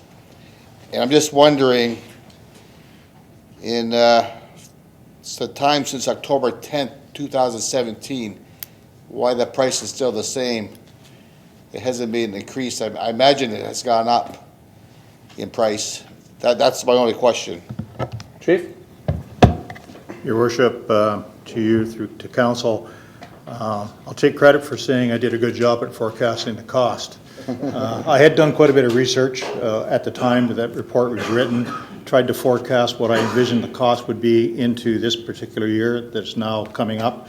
The numbers that we're seeing now and are being forecast, I believe we're going to be on target as far as the overall cost. Scott in particular, the one that we're going to tender with, if you pass this tonight, we'll be getting quotes from Scott, or at least tenders through Scott Air. They've indicated that our prices that we had forecasted are going to fit in, plus they've added some incentives to try to get a deal. Okay, Councillor? Yep, thank you very much, Mr. Mayor. Thank you. Councillor Walls? Thank you, Your Worship. To the Chief, I know that we at times do joint responses with other fire departments. The system that we're putting in the Scott, is that consistent or is that similar, or can that be used by other departments, or can we supply services to the other departments to support them if they were here fighting an emergency? Chief? Your Worship, to council, I can say that as far as breathing apparatus is concerned, there's a transition occurring right now. Right now we use the same air packs as Welland, Waynfleet on ourselves. Fort Erie has just changed to MSA, I believe. I stand to be corrected on that. They could be going back to Scott. Those are the ones in our immediate area. The types of bottles don't always interact with regards to the style. We're looking at going to an upgraded versus a screw type latching device to a quick connect latching device, which has more security in it and makes it quicker. So no, not all packs are interchangeable. I will say that the compressor system can be used to fill any type of bottle wherever it happens to be within the entire region of Niagara. Counselor? Thank you, Chief. Okay, Counselor Danch?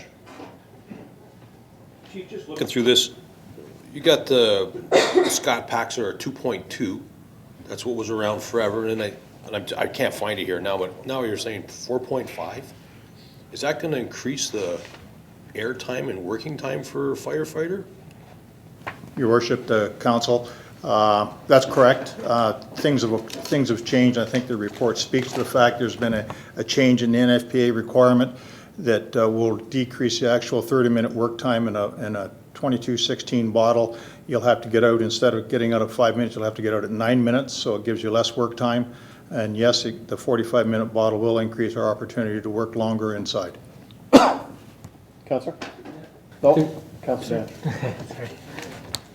It's been a few years since I worn one of those things, but if you're in there slugging, you don't want to be in there for more than 9 minutes because the extra time's enough to knock you over. I mean, it's pretty physically demanding, but I guess if that's what these guys figure, I don't know. Seems like a long time to be working on a Scott Chief? Pack.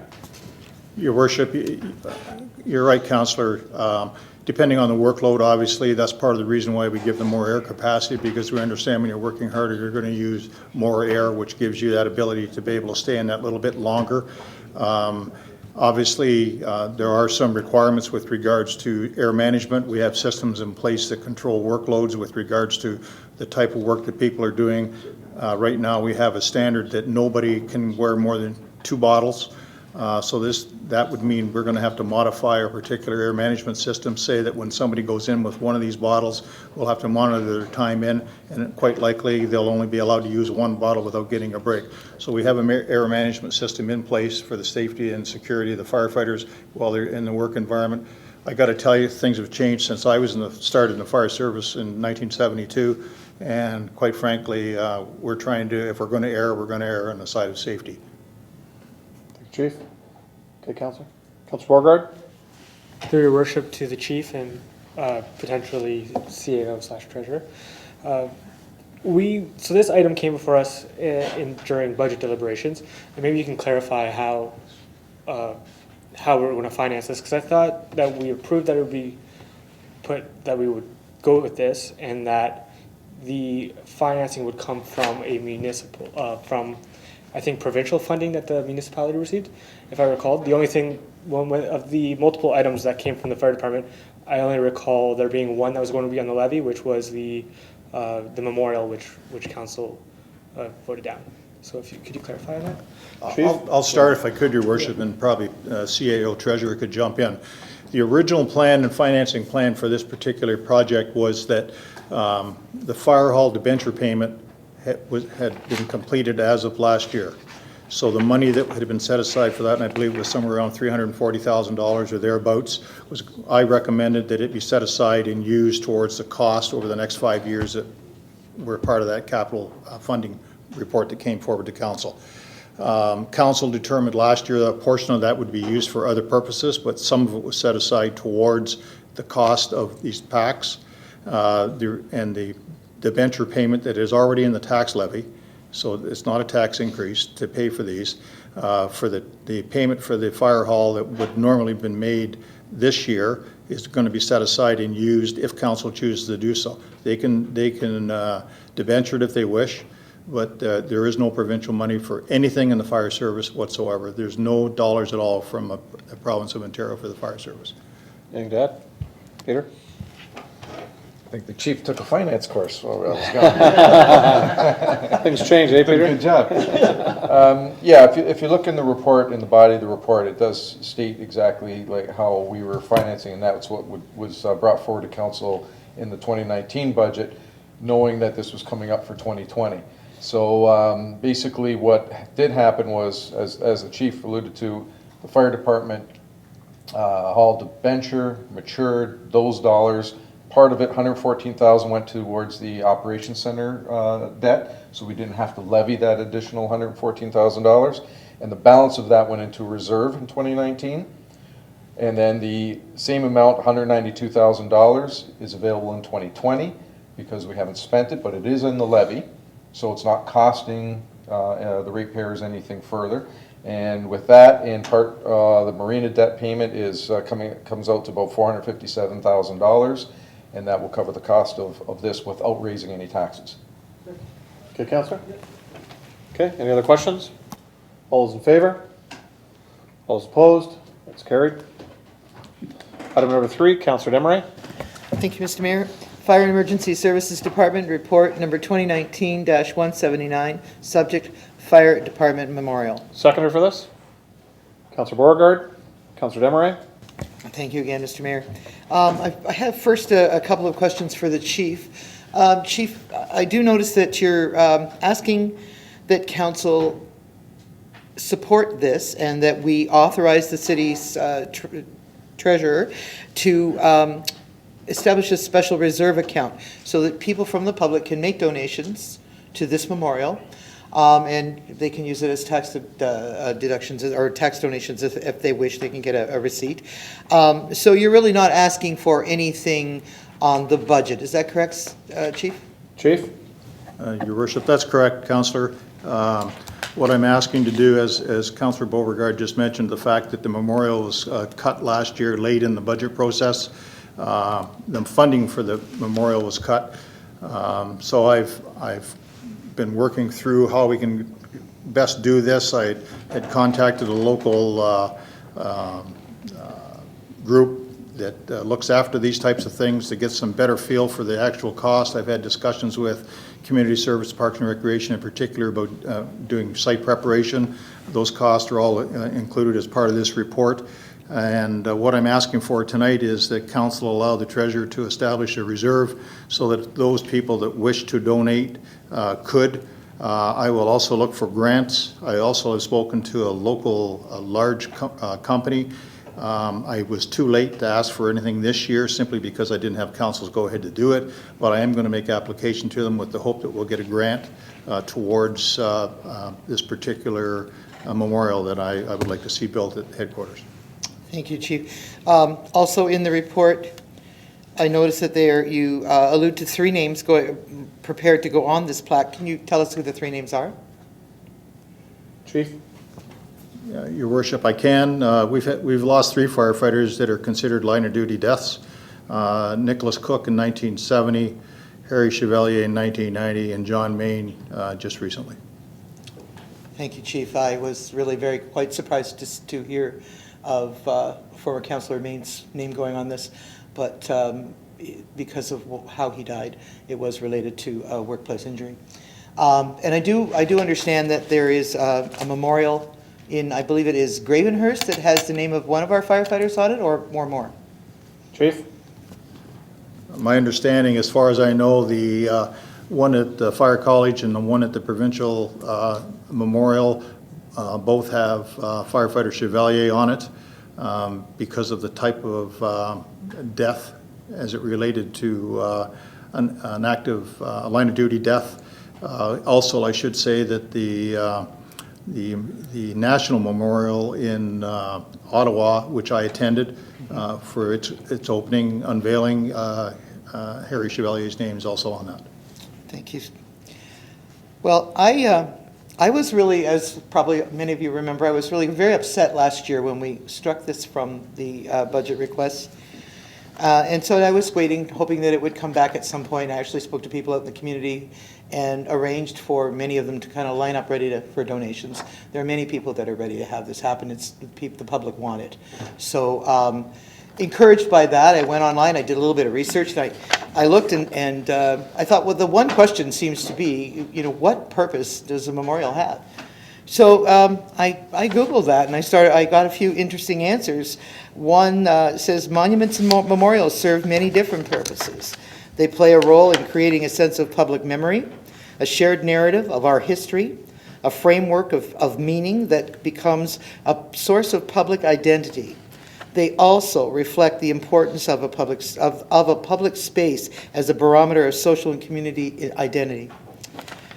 Memorials are an important part of every culture. They allow people to remember a deceased loved one or an important public figure. Memorials have existed in every culture for thousands of years. Also, memorials are regarded as a bridge between the past and the future that link together generations and are important because they act as historical touchstones. Public monuments don't emerge out of thin air. They are products of collective human efforts to honor a person, a group of people, or a historical event. I think that Port Colborne wants and needs this memorial. And if council will see fit to support the establishment of this fund, that will be wonderful. If not, then I'm sure that there are those of us that will continue to work toward this. But I would ask that council support this. Thank you, Councillor. Any other comments? Councillor Danch. I'm going to disagree. I was in the volunteers 30 years ago when Harry was in that accident. Spent a few days doing what we all did back then. And we had people come in and talk to us and all that kind of stuff. It's kind of hard when you watch somebody die. I just wonder, you know, you've got this idea there. It's 30 years later. Got to ask you why now. I also got to ask, we're looking for deductible donations from the public.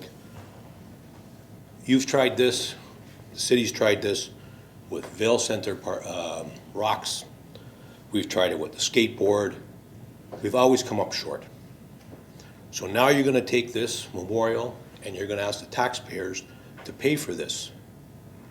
And I really don't think I would want to look at a memorial that reminds me of someone that died when I went to work.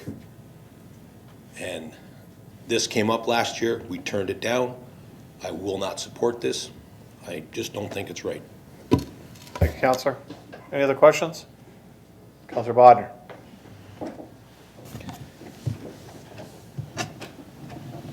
Thank you. Through you, Mr. Mayor, to Peter, I guess. Peter, I like the idea at least of setting up a something that the public can put the money into, because that'll tell us whether there's interest there or not. But what happens, and I'll take Councillor Dancher's words there, if it really doesn't, you know, get the money that we think it could get. Obviously, at that point, I would assume, I'll let you answer that question, Peter, but I want to ramble a little bit. Thanks. So I would assume that the fire department will come back and ask for money from the city to top it up or finish it off. So if, like last year, the council says, no, sorry, and we've got money donated, how do we deal with that? Peter? Thank you, Mr. Mayor, Councilor Bodnar. First is, yes, we can receive donations and issue tax receipts with regard to that. If we do collect those funds and they're set aside for this, and council decides not to move ahead with it, then obviously those donations can either be returned, or you can ask those people whether or not they want to contribute it to something else within the city. So either or can happen.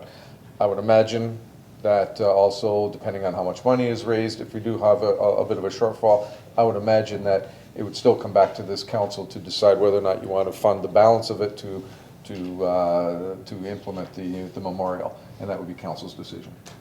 Peter? Councillor Bodnar? You're all set? Okay, anybody else? Councillor Bruno? Thank you, Worship. I hope, or would hope, that we could split this motion into two parts. Now, maybe it's not necessary after what I'm about to say. I couldn't, I'm certainly a supporter in a large sense of doing this memorial. I think it's a great idea. I am concerned that in terms of the financial situation of the corporation and why it was turned down this year, I don't know anything dramatically that's happened that's going to change our financial position, and notwithstanding, it's a relatively small amount.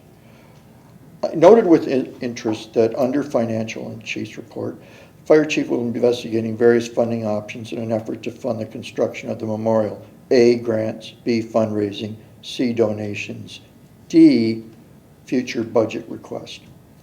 So I look at the fact that perhaps well should have happened before this, but we're talking, I guess, the oldest, Mr. Cook, almost 50 years ago. And now we are here today.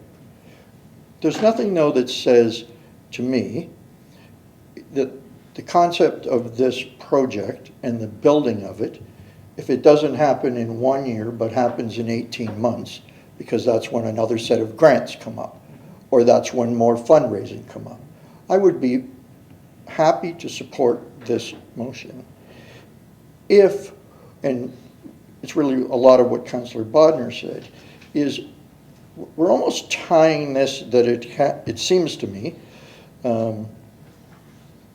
directly or indirectly, that this sort of has to be done in a year based on when I see D, future budget request. So why don't we get the ball rolling on this? I'd be supportive. Why don't we do the grant fundraising and donations? But I don't think, to Councillor Bodner's point and the CEO's answer, that a donator is going to say, give me my money back because it's 13 months and we still haven't built it. So I'm all for trying the donation grant fund. I don't think we need to put future budget request in there, but and I don't know what other councillors' opinions are. I mean, we can be supportive, we can want to do it, we can help with the fundraising, but I want to stop short of just saying there is this net there that's going to happen. Because I think it has the tendency, it's like, you know, we talked about Vail and the bricks. It's very hard to raise money once you've built the building. And so at the end of the day, I think I could support keeping this alive, but, you know, Wayne Fleet raised money for a cenotaph. I don't know if they raised 100% of it or what, but they gave it a try, and I'm sure if it wasn't to be built in November and it was built in April, so be it, it got built, and I think that's where we can perhaps come to an agreement on both a very sensitive but well-intended initiative. Thank you, Mr. Mayor. Thank you. Councillor Desmarais? Thank you, Mr. Mayor. What Councillor Bruno is saying makes good sense to me. And, you know, for most fundraising efforts, thermometers have dollar figures on them. They don't have days and weeks. So, you know, figuring out what the dollar figure should be, opening the fund and allowing that money to collect is the right way to go about it. If the council's more comfortable, take off item D. I'm really okay with that. It's a matter of getting council to move forward and see that a memorial has value, and although it can be something that pulls at the heartstrings and can be very painful for people who maybe were there that day and did go through the trauma of all of this, it can also be very helpful for family members that are left behind and for people who are fighting those fires today to know that people care, that they matter to all of us, and their efforts matter to all of us. The volunteers as well as the regular, they matter. And this is one more way to making that matter. So if item D could be taken off of the request, off of the motion rather, and we look at it in terms of dollar figures rather than a time frame of a year, that would be fine, as long as the fund could be opened immediately and we could get started on filling it. Thank you, Councillor, and I'll turn to Madam Clerk with regards to an amendment removing item D. Madam Clerk? So the third paragraph would change to that the funding of the memorial be authorized through grants, fundraising, and donations. Is that moved by Councillor? So can I get Councillor Desmarais and Councillor Beauregard to move the amendment? Is that fine? Yeah. Okay, so this is only on the amendment. Yeah. So basically we were removing item D. Okay. So we're actually adding grants, fundraising, donations to the meat of the recommendation. Yeah. Okay, any questions on that? All those in favor? Carried. Any more questions to the main motion? All those in favor? Oh, sorry, Councillor Danch. Just to echo some of what you said, have you talked to the families of the the three people, and are they okay with this? Chief? Your worship, I haven't spoken to the families at this particular time. The reason for that is, quite frankly, I look at it as a fire department memorial for this, on behalf of the city. It's for the fire department. I haven't spoken to the family. I can certainly do so if you wish, but I haven't done to this point in time. I wouldn't. Okay. Any further questions? Seeing none, all in favor? Opposed? That's carried.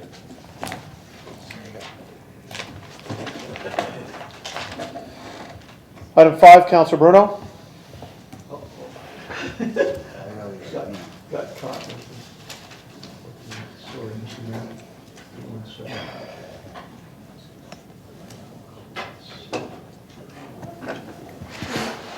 Engineering and Operations Engineer Division Report 2019-72, subject, I beg your pardon. That's No. not me. Eagle Marsh Drain 5. No, that wasn't, we've already voted on that. Item 5. No, I think I was on about 702. I thought it was somebody that pulled it. Did I? I may have pulled the wrong number. Councillor Bruno, item 5 is what I have circled with your name on it. Sorry, wasn't 5. No, it was the Elm Street tear down. That's item 5. Oh, I'm in the wrong? Okay, I beg your pardon. You're in the wrong council. No, same one, but, yeah, hang on a second. So, Can you give me that, Mark? Thank you. Planning and Development Department, Planning Division Report 2019-183, subject recommendation report on removing 700 Elm Street from the Municipal Registry of Heritage Properties. Can I get a seconder for that? Councillor Beauregard, Councillor Bruno. Thank you, Worship. Just with regard to that, there's a long history, but it's really about thanking a few people. In the Planning Department, Dave Schultz, certainly Councillor Beauregard in the Heritage Division of the Library, the Museum Board. With respect to lifting that, the one thing I wanted all councillors to know is, I sent around to a couple councillors that asked it, this list that was developed by, and I think Mr. Aquilina had said, either high school or university summer students, is, I think, an incomplete list at best. It certainly has some errors.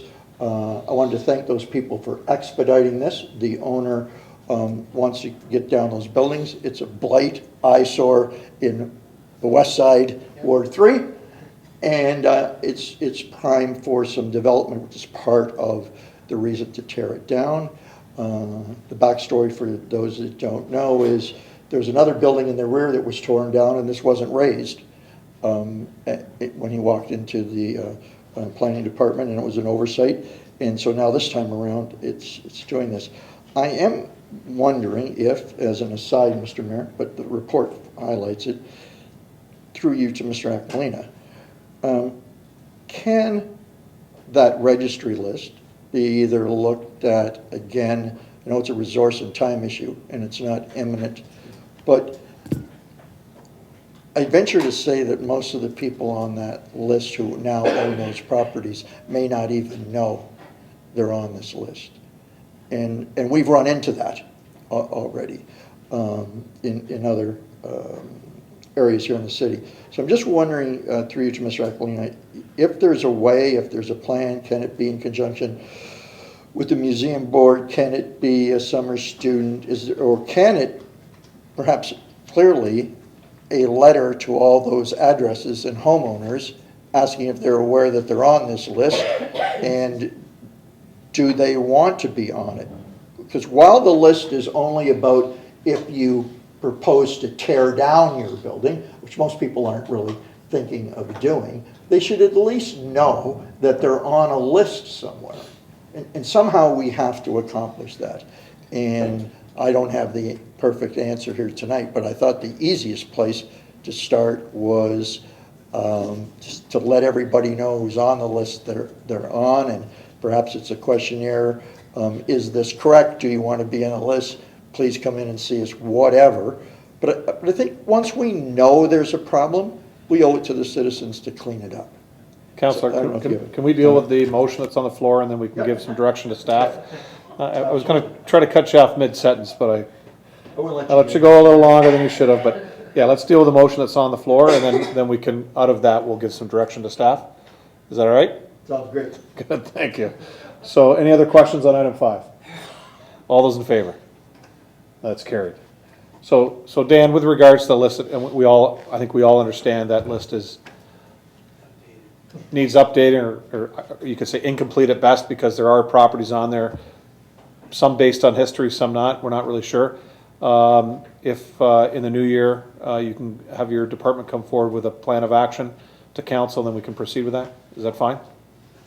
Certainly, Mr. Mayor, we'll do that. Okay, is that all right? Good. Yes. Sure. So through your worship to Dan as well as Councillor Bruno, as a member of the committee or the board, and in particular the heritage advisory aspect, I was putting forward, or we're in the works of trying to get a subcommittee, because the way the museum board works is there's a whole bunch of subcommittees that deal with these sort of matters. So I'm looking at creating a subcommittee within the board structure to have a look at these heritage registry, and maybe individually throughout time knock off a few properties that don't belong there. So maybe do a little bit of a quick look at them, and if they don't meet on the face of belonging to that registry, we can try and get them, we'll make a recommendation to council to get that knocked off. So that's just something that I was working on, and I thought I'd let you know. Perfect. If you could work with Dan and his department also, get the synergy between you guys and his department, just so that moving forward, because some things we may have to go out, as Councillor Bruno said, and get a summer university student to help in that. But I think if you guys can work on this and then come back in the new year, is that fine? Okay, Councillor Bodnar? Just so I'm clear, we're still going to let the people know they're on a list. Well, you can, yeah. Because am I right in saying that just because you're on that list doesn't mean you have to stay on that list?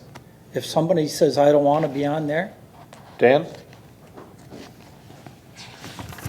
Mr. Mayor, to all of council, my recollection when the list got brought forward to council, that was in 2012. And no, none of the property owners were made aware that the list actually was in existence. They were only made of it when something came forward with regards to a demolition permit. And council has the opportunity to have properties removed from that list, but it is something that under the Heritage Act, that list got put in place. So there is a process to remove something from that list. Councillor? Just so I'm clear, I know there's a process, but if I'm on that list and I say I don't want to be on that list, can I make the process kick in to get off of it? I just don't want to see Eric's committee go to all the work of doing, research on these properties, only to have the owner say, I don't want to be on that list. And then he goes off anyway, so. But, well, if we can do the notification, but Dan, if you can come back in conjunction with Eric and their committee and report back to us, can you give us those options on how people may want to get on a list or stay off a list?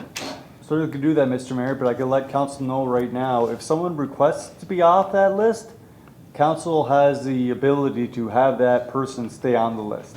Because it deals with the actual property, and whether it's a building or whether it's a historical cultural matter, it may not be an architectural matter, it may be an historical matter as to why the property was included in the first place. Councillor Desmarais, then I got Councillor Clayliff. Thank you, Mr. Mayor. Through you, if I remember correctly, this list was actually established back at the time that you were mayor, Ron, because I sat on the Heritage Committee at that time. That's when that was way before 2012, but it was back then, and Nora Reid actually oversaw a lot of what went on to create the creation of that list with the summer students, because that happened. But then afterwards, there was also a look at the list, and we realized quickly that a lot of those properties don't exist anymore. There, many of those, well, the properties still exist, but the buildings are gone.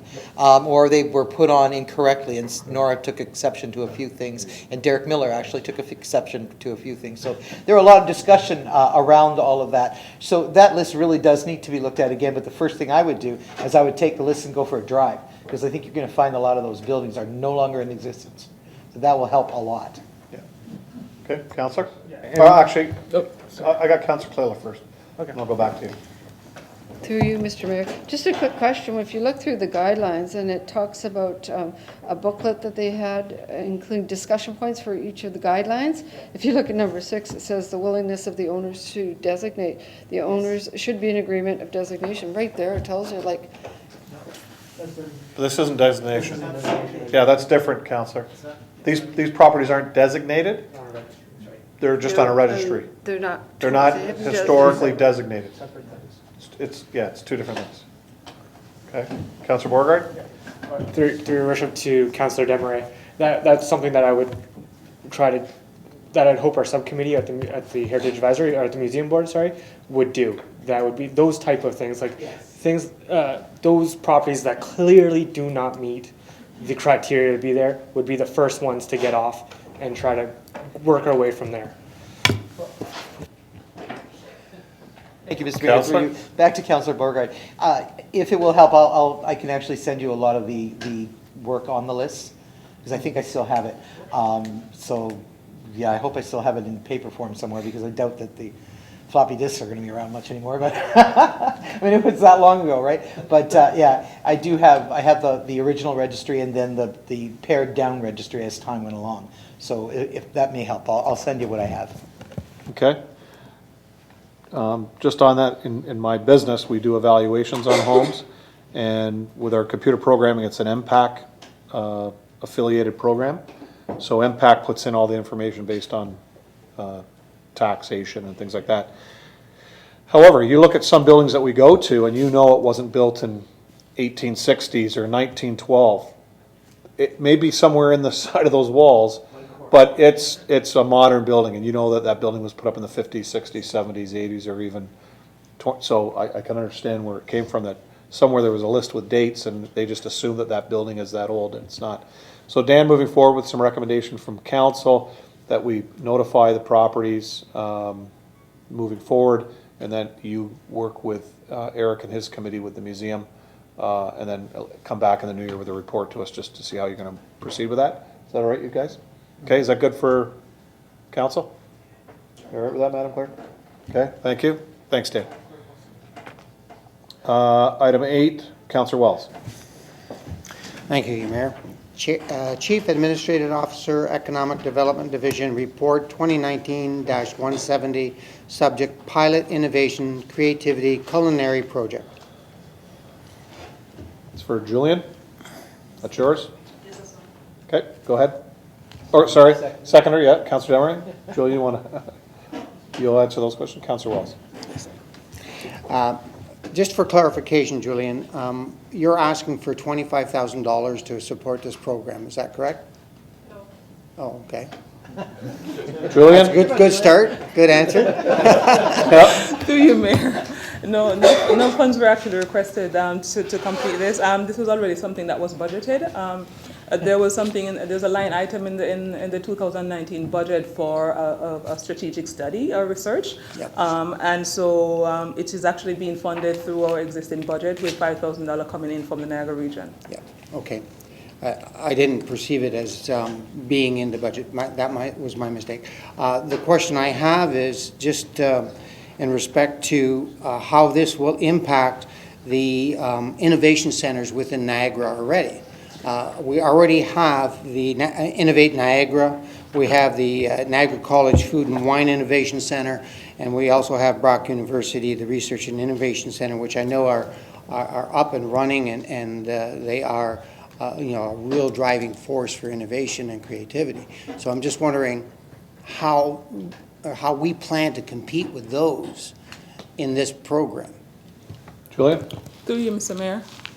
So I'll start with the groups that you've mentioned. So we started this conversation based on two things. We've had the conversation with Niagara, with Canadian Food and Wine Institute at Niagara College. And it was based on their recommendation, based on the gap that they've seen in terms of from the commercialization issue. And that's where the kitchen comes in. So they actually initially made that recommendation that there's a gap in the market to allow their clients to actually be able to commercialize their products. So from there, I've had conversations with Venture Niagara and the business enterprise centers, as well as a number of other parties within the region, to find out whether or not they also have clients who've had problems meeting their needs for commercial kitchen space. So with regards to what we're proposing, it's not intended to compete with those groups, and we've used, through the reports I have prepared, we've used innovation very broadly to include creativity and things around the arts. It's also used to include the kitchen space and persons who are looking to scale up, develop new products along that line. So these are gaps that exist within the region. So what we're actually thinking is that we can position Port Colborne in such a way to fill a gap within the innovation environment. So it's really to complement what's going on within the Niagara region. So what we're doing is identifying what need is not being met by the other parties, and how we can actually, based on the resource that we have here, fill those needs. We've also been receiving some calls since last year when I came in from persons asking whether or not we have any co-work space available in Port Colborne. So a number of these are persons who are either looking to come to Port Colborne and they wanted to know how they could work in the interim, and stuff like that.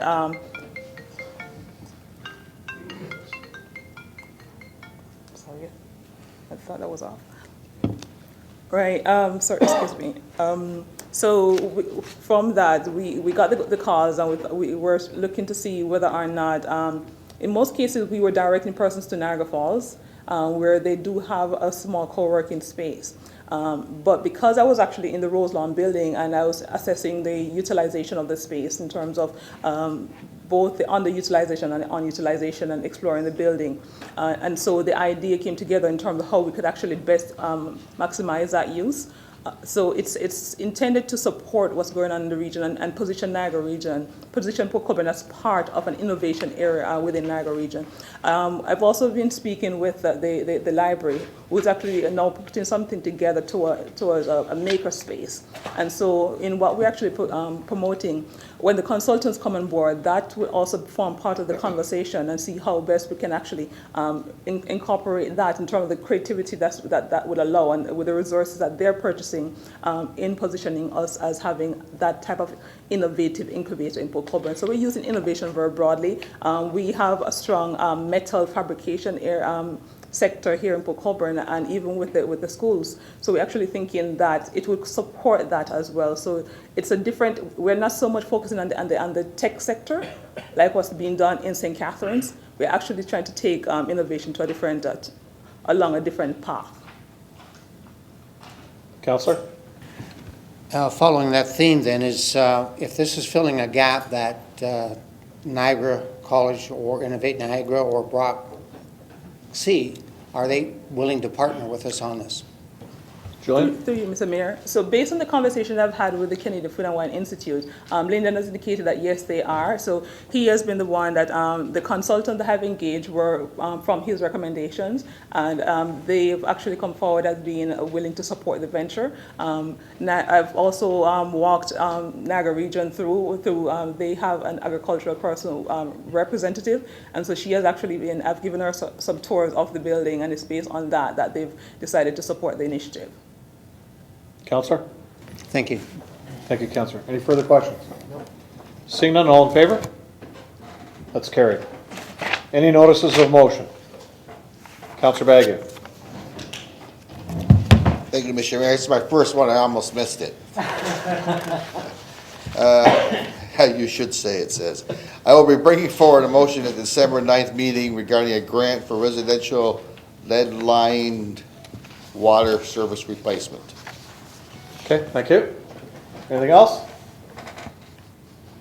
This meeting is adjourned. On to the council meeting for November the 25th. I'll call the meeting to order. No addendum items, Madam Clerk?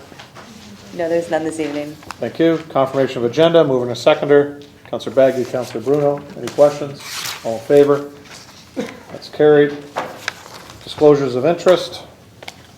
Coming forward on item 1, Councillor Bruno, Councillor Clayliff. We'll bring those forward for your two there. We have one set of minutes. Regular meeting of Council 3319 held on November 12th, 2019. Mover and seconder, Clayliff and Bodner. Any questions? All in favor? That's carried. Items requiring just separate discussion. Can I have somebody bring forward item 1? Councillor Wells. Any other items?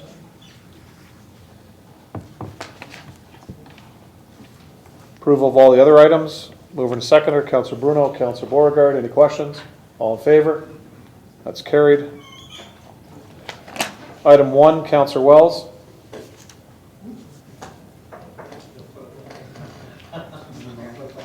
That's fine.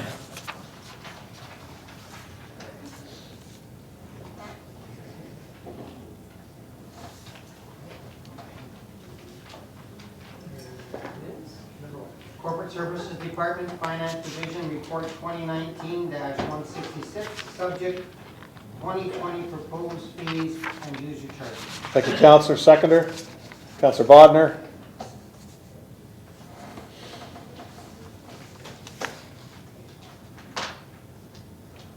Noting that we'll divide this, any questions with regards to the report? So first is we'll vote on the marina rates separately for the conflict. All those in favor? That's carried. And now the balance, so the two councillors can vote now. All those in favor? That's carried. Thank you, council. There are no proclamations this evening. There's no minutes of the boards. Madam Clerk, consideration of bylaws. There are 4 bylaws this evening. Bylaws 6739-103-19 to bylaws 6742-106-19. Any questions on the bylaws? All those in favor? That's carried.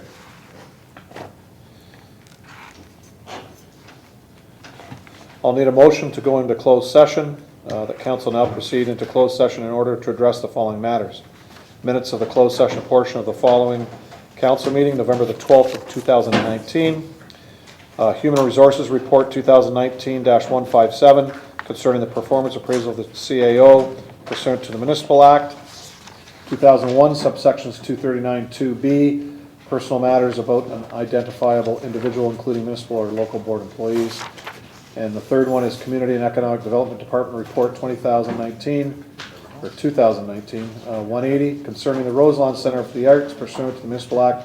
2001 subsection 239-2B, personal matters about an identifiable individual, including municipal or local board employees. Mover and a seconder, Councillor Danch, Councillor Bodner. Questions? All in favor? That's carried. So we'll move into committee room 3, take a 5-minute break.